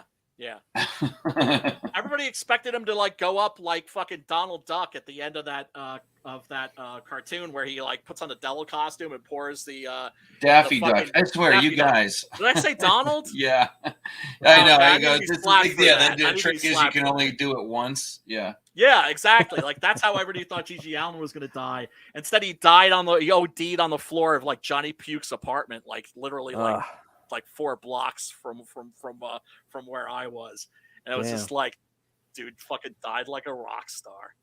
Oh, sucks. Yeah, man. No, that's it's just it's just like take care of yourselves, people. And it's just like when it comes to smoking, now here I go. Oh shit, I'm gonna do a sermon. It's a stupid way to die. You can't convince people to stop smoking. It has to be their idea. Yeah, it has to be them. Yeah. It has to be their idea. They have to just be at that point where they're like, you know what? I'm done. I think I'm done. And now it's sure. I mean, I used to smoke easier than ever. Say that it was the laziness really is the thing. Like you'd run out of cigarettes. And then, well, what do you got to do? You got to get in the car. You got to drive somewhere to walk somewhere to go get another pack. And I'm like, to buy the death stick. And also think of all the pornography that you can be buying instead. Yes, that's exact. You know what? I wasn't going to go there with it, but you're right. Or comics. or art supplies. Comics, right? Comics. Right. Because that's the other thing. Is this shit's so fucking expensive. Spend your money on something cooler. Well, it is. I mean, you're spending thousands of dollars. And when I quit it, they were only $5 a pack. Now they're like 10 probably. Yeah, it is stupid financially and physically. Right. And also I gotta say, probably wouldn't have been able to do it without these fucking things, without the fucking the vapey vape, because that made it so much easier. Anyway, you can like step yourself down yeah. So anyway, the 16 millimeter black and white print of Martin is out there. Where did they find it? In Romero's vaults. Oh wow. He had it the whole time. Damn. Huh. So here's the thing. It's the same place where they found the amusement park. Oh, okay. So they're finding other shit. What I'm praying, hoping for is a 3, 4, 5, 9-hour version of fucking Dawn of the Dead. Because that movie could never be long enough for me. Right. That movie's pretty fucking epic, dude. Super epic. And I'm just hoping we're gonna get more Dawn of the Dead, because that I could never get enough of that movie. Could never be long enough. When I heard that they discovered this version of Martin, I was thinking like, oh shit. I remember saying to my homeboy Chris, I was like, dude, we're gonna be fucking watching that at the fucking Alamo, at the Alamo Draft House. They're gonna be showing that shit for sure. And then the fucking lockdown happened and all that shit. So it still hasn't been released. I don't know why they're sitting on it. I don't know what the dealio is there. Get that shit out there soon, please. It might be like a definitive reason of exactly what he is. Probably not. He probably left it more open to interpretation, ambiguous. But there might be more. Like there might be more to figure out. Is he a fucking vampire, or is he just a serial rapist killer? So. Yep. So yeah, he moves in with his cousin Kuda, and he just lets him know. First, I will save your soul, then I will destroy you. Oh, by the way, funny. You start working at my store tomorrow. Yeah. And he's go to bed. Yeah, and he's don't talk to her. Right. You're right. You will not talk to my daughter, but to my granddaughter. But I've told her not to speak to you, but she will anyway. It's funny too, man. Like at the end, you know what I mean? He just, well, I don't want to spoil it, but yeah. It's like it's been out long enough. Yeah, no, yeah. I mean, it's right. Like he tells them, it's just like you can come and go, but don't take anybody from the city. If I hear of it even just once, I'm gonna fucking destroy you without salvation. Yeah. And yes, that comes into play at the end of the film. And when he puts it to him, like that shit looks pretty brutal, like real, like you know what I mean, like the first effects and the prop and everything. You know what I mean? It's so good. It's one of Savini's finest moments, because that makes you just, and it's so unexpected too. I mean, when you watch the movie over again, when you've already seen the film, you see you sort of see it coming pace wise, right? But when you first watch this movie, you're just like, nah, what the fuck? You're like, you don't think he's like, I'm fucking with you. It's like when you're like, you see like those people like fucking with the old people like on the bus, like that Vince Vega, you know what I mean? Yeah. He gets up on the bus. He's like, don't make me get up. I'm gonna get up. And he gets up and he fucking beats the fuck out of that dude on the bus. You know what I mean? And they make a fucking trilogy of movies out of it, starring Danny Trejo. Same thing with this.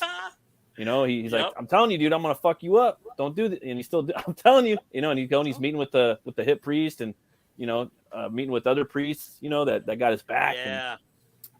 And it's like a slow build, and where you're just kind of like, he ain't gonna do nothing, Well, because this is such a moody, bluesy movie. It's really sad. It's a sad little horror movie, is what it is. And I am a sucker for sad little horror movies, because that was kind of like a subgenre in the 1970s, and I always just had a soft spot in my heart for movies like this that just felt very bluesy. And then of course, he meets the housewife, who's just like your classic bored passionless housewife who's just leading this kind of bleak existence, or at least bleak for her, right? It's not like, she's homeless or on the street, but she's just, right. Like she says, like she's just completely dissatisfied. Right. Yeah. And she talks to Martin because he just sits there and just listens to her and never talks back. And, he ends up starting a relationship with her. And, here's Kuda going through like the family album. And, and we're supposed to glean from that there's just something wrong with this kid. Or that there's something wrong with this family. That there is because if there's hereditary mental illness, and here's the thing, mental illness is hereditary, right? Okay. You have to have a genetic predisposition. Like for what I've got, which me, I'm always on the lookout for more things I can blame on my parents. Yeah, right. Yeah. And that's the thing too. It's like when you let your parents know, oh yeah, the shit's hereditary. They're like, wouldn't from my side of the family. Mm-hmm. And then it's like I looked at my father, I'm like, oh, that's where my brother gets his mean streak. Right? I looked at my mother, I'm like, that's where I get the anxiety. Right? So that is just because that's the current, having worked in the mental health care field, it's like the current theory is that it's a combination of three things: genetics, childhood trauma, and the third is personality, which I find really interesting. So not everybody who has the genetic predisposition is going to end up with it. It's just you need those other two factors, and then it increases the probability. Right. Yeah. Right. And so, what I have, which is like a mood disorder, it sucks, it's horrible, it can be hellish. It's still not something like schizophrenia. Right. Right? Because so you can say that at least I'm not out of touch with reality. Right. Right. What people like me have, it's an illness of perception. That is to say, it's just, the way that you're kind of weighing the importance of things, right? Okay. As opposed to like, hearing voices. And not knowing, not being able to distinguish reality from fantasy. Nobody. There was a meme my wife had found a while ago that she said it described her fairly accurately, and it was a anxiety woman able to leap to the worst conclusion in a single bound. Right. Yes, that's what I mean by illness of perception. Absolutely. Always. Boom. Worst case right. Well, scenario. like for even like, tonight, our daughter just learned to, she just got her license. It's a junior license, nice. So she can't be out past 11. It makes it a little bit easier when it comes time to like take her to work. She can just, use the car. But now I'm like watching her zip past the house, and I'm like, I saw that. You need to stop. That's not your car. Blah blah blah. But she's going. She's going to a party with a birthday party with some like friends from her drama class, and it's in a part of Washington where I would not prefer to go, but she's going to be around other kids and adults and stuff, so right, as long as she knows she's safe. Yeah, right. And so this is the kind of, it's like dumping all the Plinko pucks in the game of Plinko at the same time, and you're trying to like do this multiplication tree of decision making on whether or not she should go to this party or not. I'm just listening to my wife in the passenger seat, fighting with her, knowing that it's probably her that is anxious. She doesn't need to be, that the probability that everything will turn out fine. Or should we just take her and pick her up? Or should we just tell her not to go? And, I'm just turning the volume up on the radio, turning it back down again once you start talking. But but you're also parents, right? So parents right. Parent, you, of course. I mean, but you see, I'm not a parent, so I don't fully understand. Well, there is that. I mean, you worry about your kids, but you don't want them growing up being scared of every little thing either. Right. Exactly. You want to find like a balance, right? You want them to not be stupid. Right. You want them to be able to find their balance. Exactly. Right. You want them to not be stupid, but meanwhile, they're still at that age where their job is kind of like to do stupid shit. Safety third. Yeah. Right? Because right. it's just like, I mean, like, what did you know about anything at that age? Dude, I was unstoppable. Look, it started with bicycle helmets, right? Right, okay, right, and then it became a trophy for everyone. Stupid is supposed to hurt. Yes. Okay. Yeah. That's how you fucking learn things. Yeah. Stupid is supposed to hurt. Jeez, man, if you warn everybody about everything, man, when they really run into something, they ain't gonna know how to deal with it because they'll be adults and they'll have never faced it as a kid. Quit putting warning labels on stuff. Lead the paint.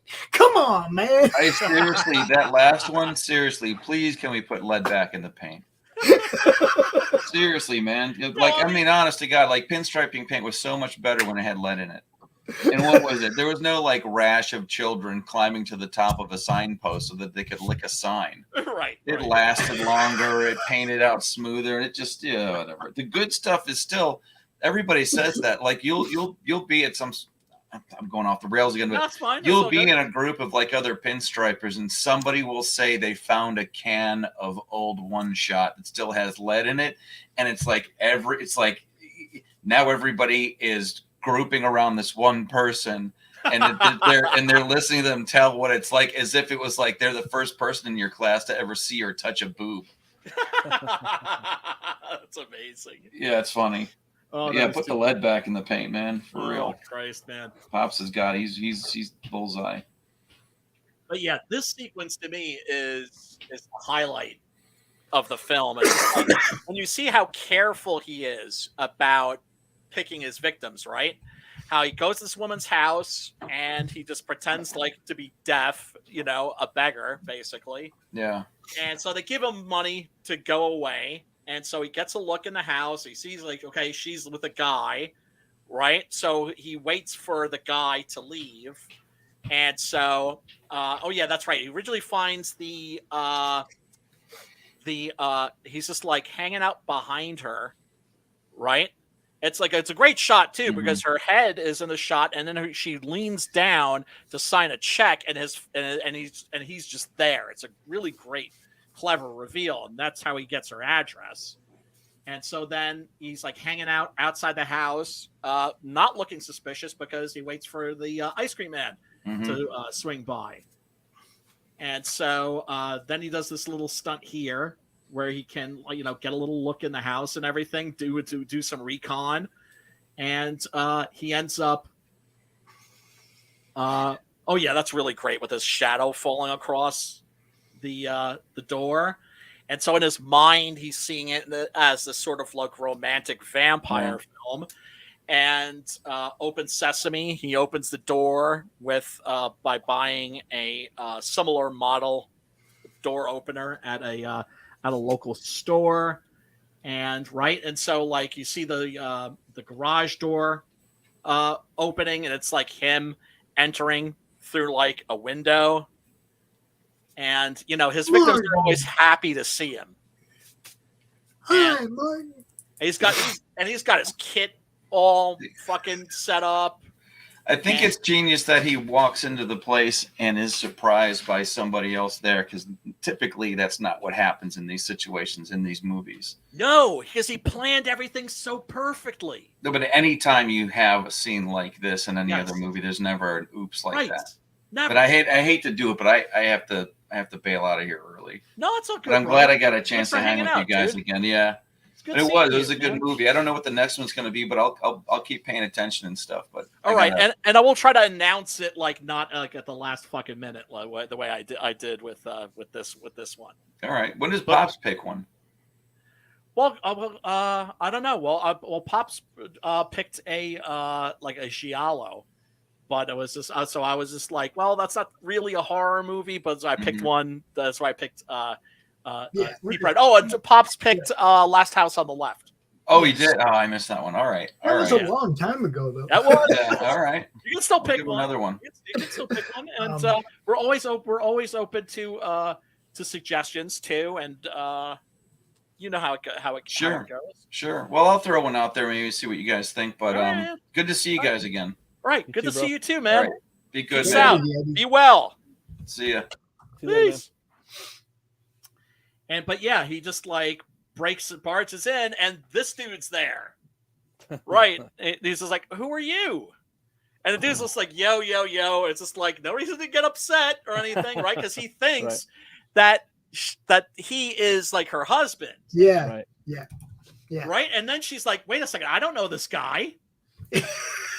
And that's really fucking scary. Yeah. And it's just like, what? Yeah, and before he can react, Martin just jumps in and just boom, hits him with the fucking hypodermic needle full of the tranquilizer. Yeah. And you're gonna know me now. Right. Yeah, and so he's just been shot full of something. He doesn't know what the fuck it is. And he's like, you got to call the police, an ambulance, something. She's like, no, people can't know you're here. And he's like, fuck that. Yeah, right. I've been shot full of something. I don't know what the fuck it is. Right. And then there becomes this game of fucking cat and mouse where he's running through the house and, like he grabs a phone that's downstairs so that they can't call out. And he's just like, whenever they try calling, he's going, beep, beep, beep, beep, beep. All right. Starts dialing just to like make them think that there's something wrong. And then finally this guy figures out like, oh shit, there's another phone in the house. Then Martin gets him locked outside of the house. The editing of this scene is absolutely masterful. And that's one of the things that was interesting about taking screenshots for this was it was really difficult because everything is moving so fucking fast. Yeah. A lot of cuts. A lot of cuts. And just a really, really effective, super duper suspenseful scene. And then when he finally has both of them doped up and he drags this guy's body out into the woods, he's like pissed off at him. He's like, why were you there? You weren't supposed to be there, god damn it. And it's the first time we see him actually being the closest we see to him being sadistic. Yeah. Where he just like drives this wooden stick into his throat and just starts grinding with it. And it's once again Savini's effects, man, really fucking gruesome. So, he ends up drinking this guy's blood and instead of the woman's. And let me get to another. So then he takes advantage of her in her sleep, but then he ends up cleaning up. He's even like picking up a bowl of candy that fell over. He screws back in the light bulb. It's a really effective scene. Got another clip here of actually our director, Romero. It was very difficult finding clips for this because, like I said, when I looked for clips, it was all Martin. It's all fucking Martin Lawrence shit. But yeah, so Kuda, his cousin, is just like, he wakes him up one morning and it's just like motherfucker, Nosferatu, vampire. Like, we're a Catholic family, damn it. Like, get up. We're going to fucking, we're going to church. It's Sunday, motherfucker. And the church, which had been gutted by a fire, turns out that there's a new priest there, and he's like young and hip. He clearly likes getting his drink on. Smoke on. And he's smoking. Yeah. A lot of people think that Romero was sort of commenting on his own addictions or his own kind of addictive behavior, right? Because he was somebody who kind of had an addictive personality the same way that that Stephen King did. And a lot of people, I always thought that this is his most personal movie and that he was kind of like, I don't know, exposing part of his own soul in this film in a way that you don't necessarily see in a lot of his other movies. But yeah, here's a little clip of George Romero, the actor. Oh, and I should mention Christine Forrest, who plays this young lady right here, Martin's I don't know what she would be, like grand niece or something like that. Who knows? That's some weird fucking cousin. Right. Christine Forrest is also known as Christine Romero. They met each other in college, actually, and ended up getting married. Crazy, huh? Yeah. Father Curly was in Braddock 43 years before he left. No, thank you. I'd like to have a little more wine. Oh, yeah. He's like, no, I'm not ready for the coffee. More booze, please. You like this wine? Gorinskas made this wine. I like it too. Gorinskas, I don't know him. Is he Catholic? A good Catholic, yes, Father Howard. But you would know him. He left even before Corelli. It's too bad. I would have commissioned him to make some wine for the church. I don't suppose it's sacrilege to say that the wine at St. Vincent's is putrid. That's just bad. Putrid. You were sent here or you asked to come? I was sent by the diocese when Father Corelli retired. Retired? Father Corelli is younger than I am. He asked to leave. He left, like the rest of them. Right, because this is a town, and you see that. I should have pointed that out earlier. When you see Martin arrive in the town, you can tell that this is a very depressed place. That this is a community in decline. I think this town is finished. No, he has cancer. He's very near the end. In fact, I haven't heard. He may be gone. Yeah, Kurtis is like, that motherfucker. He just abandoned us. He's like, no, he's got cancer. And so this is always an interesting notion. The idea of the modern Catholic Church not believing in the supernatural. You know the things an old person wants from a priest? Oh, this is very sweet. An old person. He's more interested in the booze. Well, the way he puts the food in his mouth and does like the Father, the Son, the Holy Spirit, himself. you know? Yeah. Like, oh, he must be pretty bad. Yeah. It's a very comic performance, actually. Yeah, it is. Who thinks the way the old person thinks. A priest who believes in the old ways. That's why I use the Latin Mass here in Braddock. I think people around here... Do you believe in demons, Father Howard? Do you believe the devil can enter a person's soul?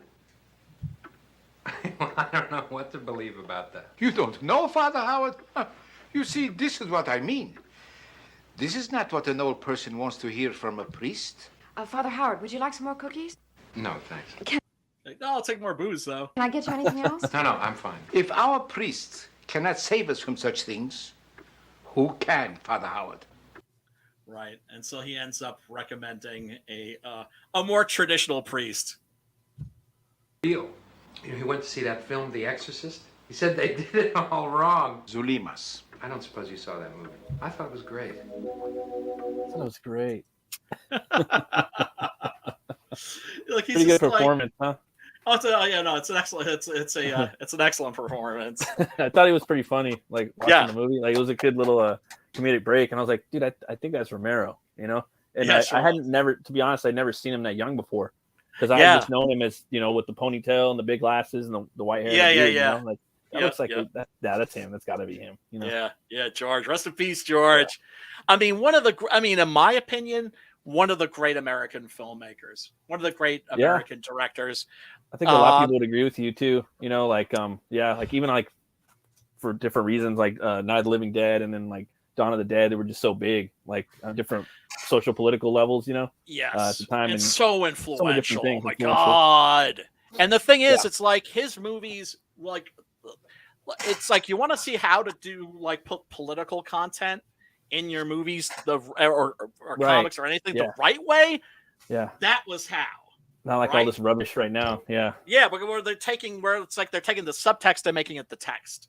Exactly. Right, and that was one of the things that problems I had with Land of the Dead. That was sort of also kind of making it a little too obvious in terms of like, oh well, this is the message. This is this is the social commentary, right? It's like no, you want that shit to be there where you'll notice it if you're looking for it, or you'll notice it if you're particularly perceptive.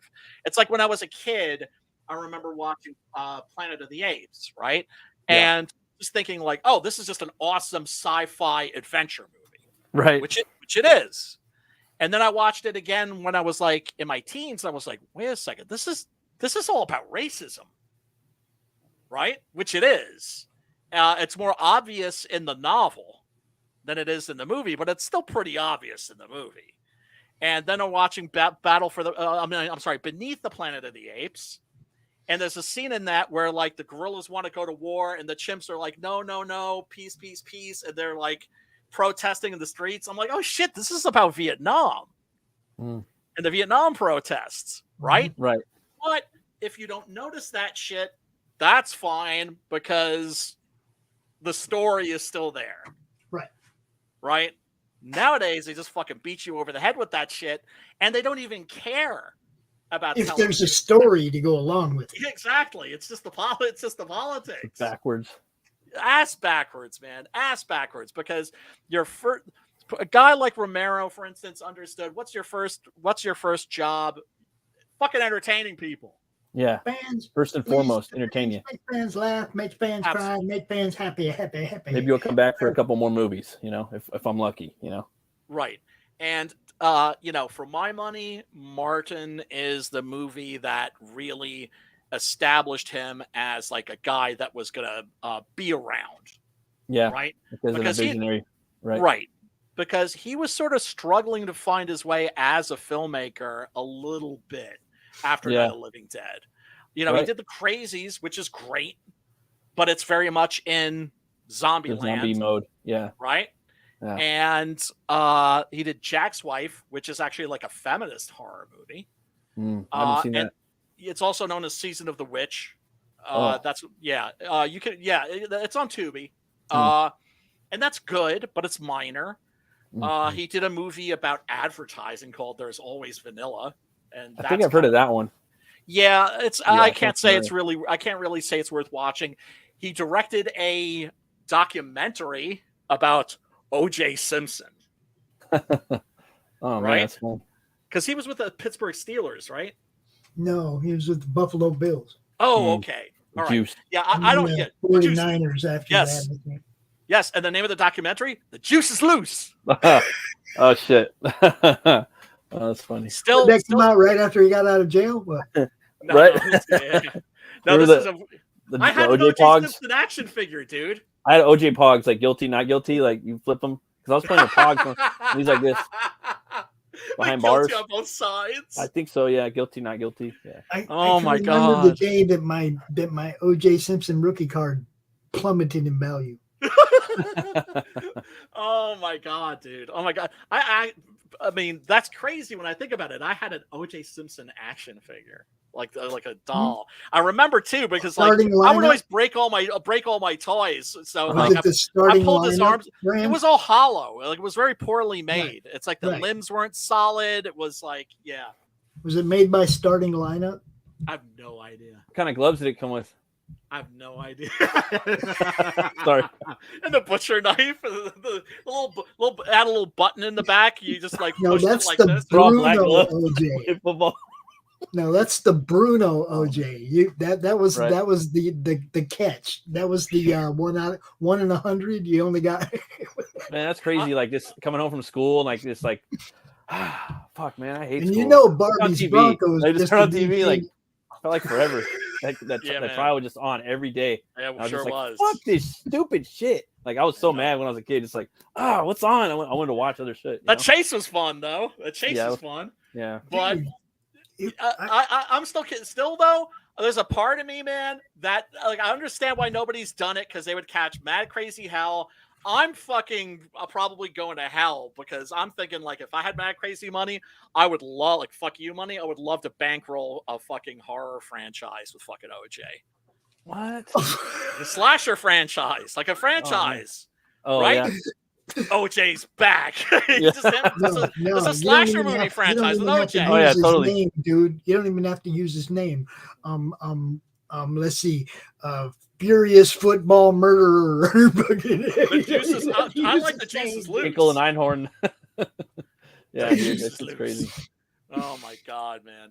But yeah, I mean, Romero, then of course, Dario Argento came calling, was like, "Hey, I give you $2 million to make a new zombie movie," and then of course that's when Dawn of the Dead happened, and that's of course what completely that's the masterpiece. For me, that's like the masterpiece. It's like that's probably my favorite zombie movie. You know what I mean? It always kind of comes back to it. It's not even close. It's not even close. I mean, for me, that's like a movie I could never get sick of, and like I said, it can never be long enough. Have you seen the extended ball hours version? No. No. Bump. It's on YouTube. Dude.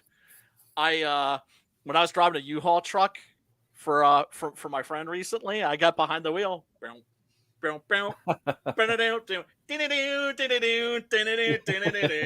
Goblin, right? Yeah, that Goblin? That's probably my favorite movie of all time. Yeah, I remember like seeing that, like being like, "Fuck, that's pretty crazy." Best. It's the best. Fuck, I love that movie. But yeah, Romero, one of the great American directors, never got the love that he deserved from the mainstream. But he got it from the fans. But he got it from the fans, and he was around to get the love. And that's why it's important. It's just like, remember, these people, we're not going to have them forever. We saw this also, especially in comics, we lost a bunch of fucking visionaries, right? Just recently, Neil Adams, George Perez, Len Wein, a lot of these dudes. Bernie. It's like, Bernie, fuck. Yeah, we're not going to have these people forever. Give them the fucking love and the respect that they deserve while they're here. Because a lot of dudes, there's a lot of wrestlers out there. They're kind of on their last leg. Hulk Hogan. A lot of people hate him. I like Hulk Hogan. I loved Hogan when I was a kid. I'm a Hollywood man. Yeah, I like him more. Yeah. Yeah, he's a little more badass. Yeah. Oh my NWO whites. Let me tell you something, brother. Yeah, because I hated him as a face. He's working out now too. He's like posting up on Twitter like 2 days ago. Someone I follow, because most people just follow me and I follow him back, and he's like, "Oh, brother, like putting in the work." Like he's still working out. He's still got like his traps are all fucking swole up, popping. He's like Pastamania. Yeah, Pastamania. Oh my god, man! I was watching Mr. Nanny, dude. There's like a couple scenes in there. I mean, it's like a cartoon movie. It's like Mrs. Doubtfire and Home Alone put together, probably before both of them. Mr. Mom, yeah. But it's pretty funny. It's stupid. Oh, Jesus Christ. Yeah, I mean, look, with wrestlers, it's just especially terrible because you're just so used to them just right, dropping dead, which is fucking, horrible and tragic, which is why when I hear about some of these guys retiring at like 40 or something, I'm like, good. Yeah, good. Get out of there and stop stressing, take it easy on your heart. And because it's once again, it's just like, like a got with ECW, like in the late 90s. It was just like, look, the shit's entertaining as hell, but don't fucking kill yourself. Yeah, like you could budget a little more. That shit too far.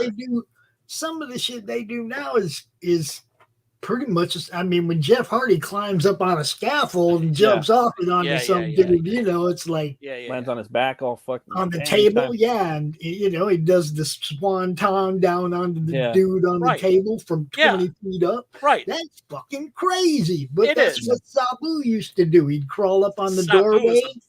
He'd crawl up above the archway of the arena where people come into the arena, and he'd jump off on people. Right, New Jack. Oh my god, New Jack was the craziest of them all. I mean, they're doing the same shit now, but it's like mainstream. I know. Well, that's because also it's just the talent level of the wrestlers. Like I said, I maintain that the current crop of wrestlers, the current generation of wrestlers, most talented ever.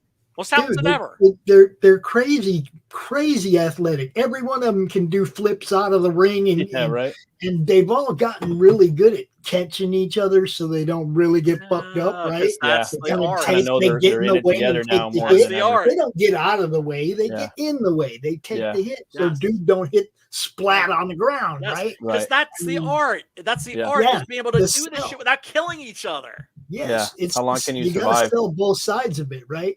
But every one of them now can just, even the great big dudes are diving out of the freaking ring, dude. All of them, right? Come on. And that's what's so frustrating is that wrestling sucked worse than it's ever sucked because all these the storyline the talent is great, and they're just like sitting there with their thumbs up their asses because they're not allowed to fucking do anything. The storylines suck. There's very few that are good on the mic now, but they're all fucking crazy, fucking talented as far as athleticism, and ring ability. Yeah. It's fucking insane, man. It's fucking insane. So, folks, I think we're gonna tune out. We're gonna calls it quits. Tonight's movie is, of course, Martin.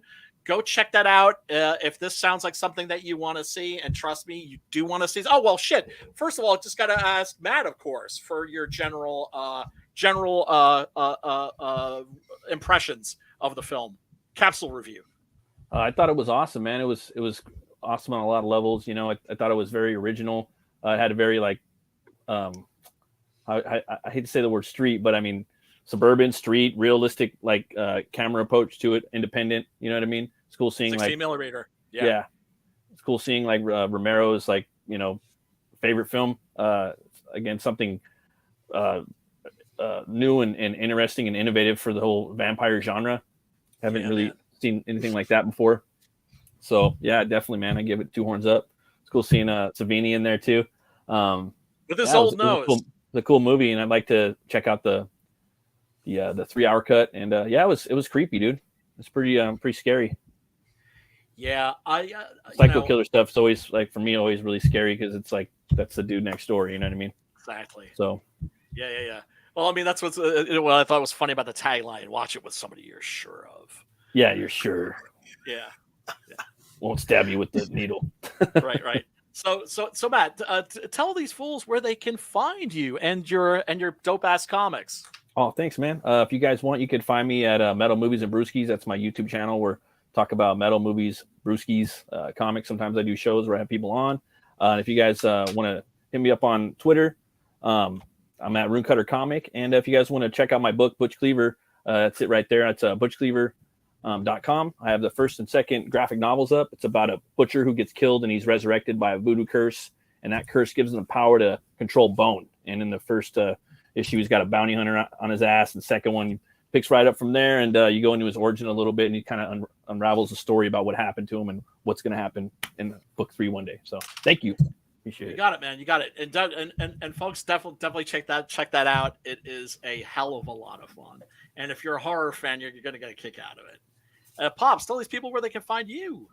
First, I'm going to tell you what I thought of your little movie. Oh, you've seen it. That's a shocker. You actually saw the movie.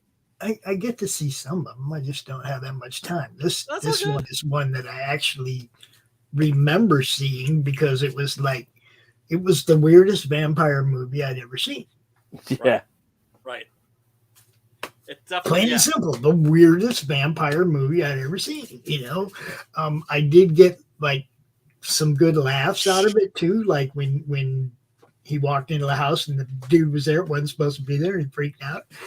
So it took me through the whole, what I want out of a horror movie. I want to laugh and I want to be a little you. Yeah. A little disturbed. Yeah. Disturbed is the word. Yeah. And this is a disturbing movie for sure. Got to have the laughs, you got to have that palate cleanser in the movie. That's what I'm saying. I think comedy needs to be in everything too. You know what I mean?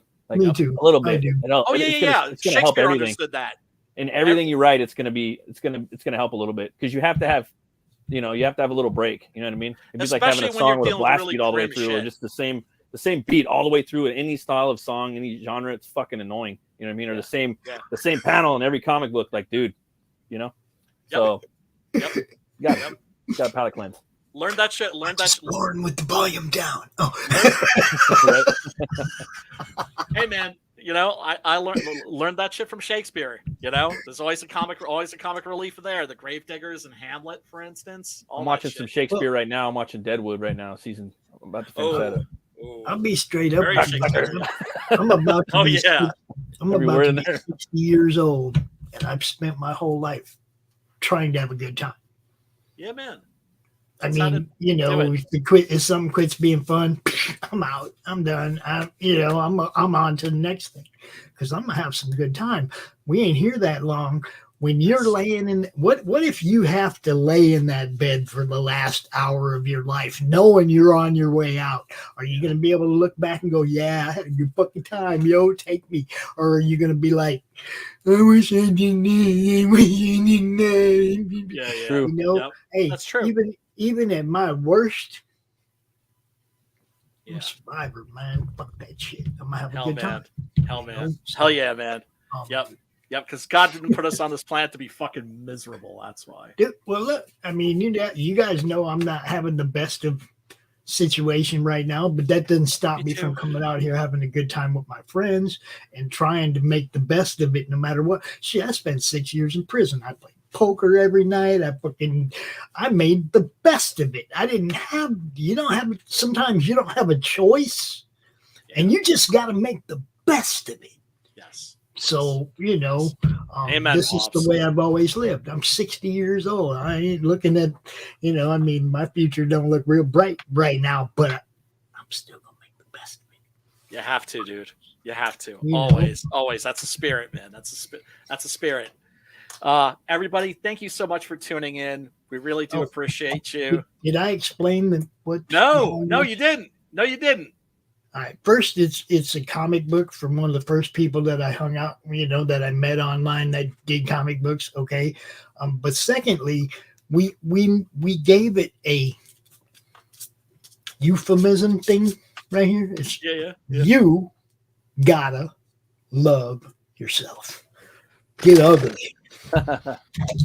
Ain't that the truth? And that's not always fucking easy. That's one of the hardest things, in my life was learning that. But once you do, but it's difficult to love other people if you don't love yourself. Dude, you gotta love yourself. You got to. You got to. If be you your love own yourself, best. what you're doing and how you feel, and what you're about, change something. Yes, hell yes. And there's nothing narcissistic about it either. Do you know what I'm saying? It's just it makes you more effective at loving on other people and do the thing, you. Yeah, hell yeah. All right, Brian, do not end the broadcast, please. I'm not gonna end the broadcast. You're gonna end the broadcast. You did last week, didn't you, Brian? Did I? No, I did. I thought I just closed the browser. Can I just close the browser? No, you killed the broadcast. I didn't get to play no ads. Oh fuck! I'm sorry. All right. Well, I'll make sure not to do that this time. I'm a little fucking. I smoke a lot of weed. What can I say? All right, everybody, thank you so much. Yeah, but you smoke so much weed, it doesn't even have an effect on you. So you don't get that excuse. Matt, my brother, man, always great seeing you. Pops, you too, man. Good seeing you, man. Everybody in the chat, thank you so much for hanging out. We really do appreciate you. Smash that like button to subscribe and ring a ding dong to the bell. And Pops is going to take us away. And until next week, peace, love, and metal.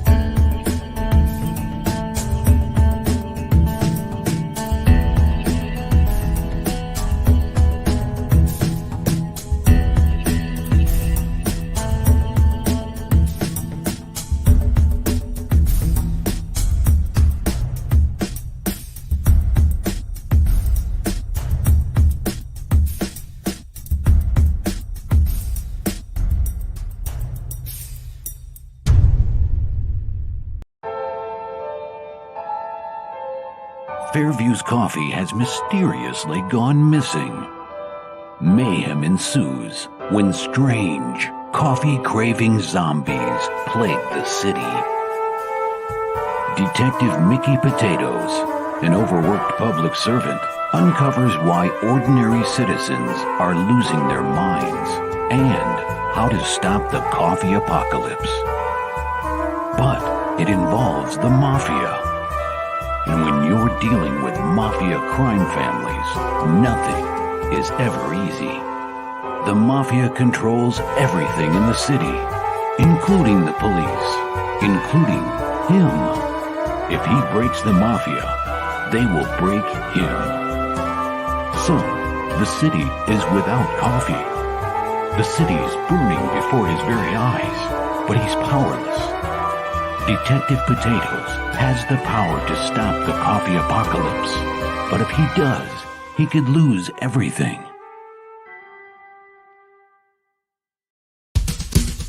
First world, come in and take a seat. Pay us no attention, it's all conspiracy. We have satire and parody, some funny, some perverse. If none of it's offensive to you, you'd be the first.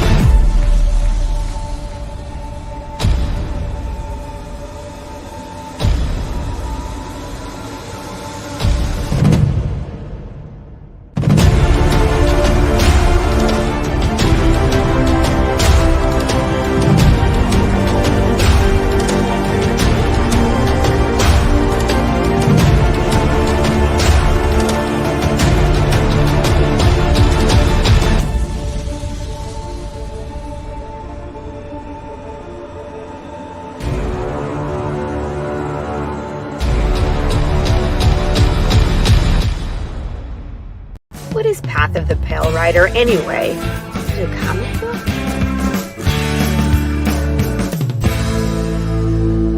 No, that's not it.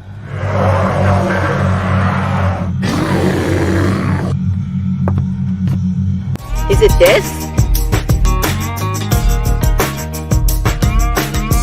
What the heck is Path of the Pale Rider, man? There's no way this is right.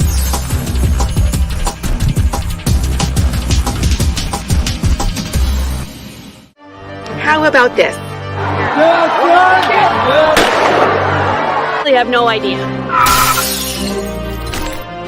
We can rob a bank. Oh, it's this.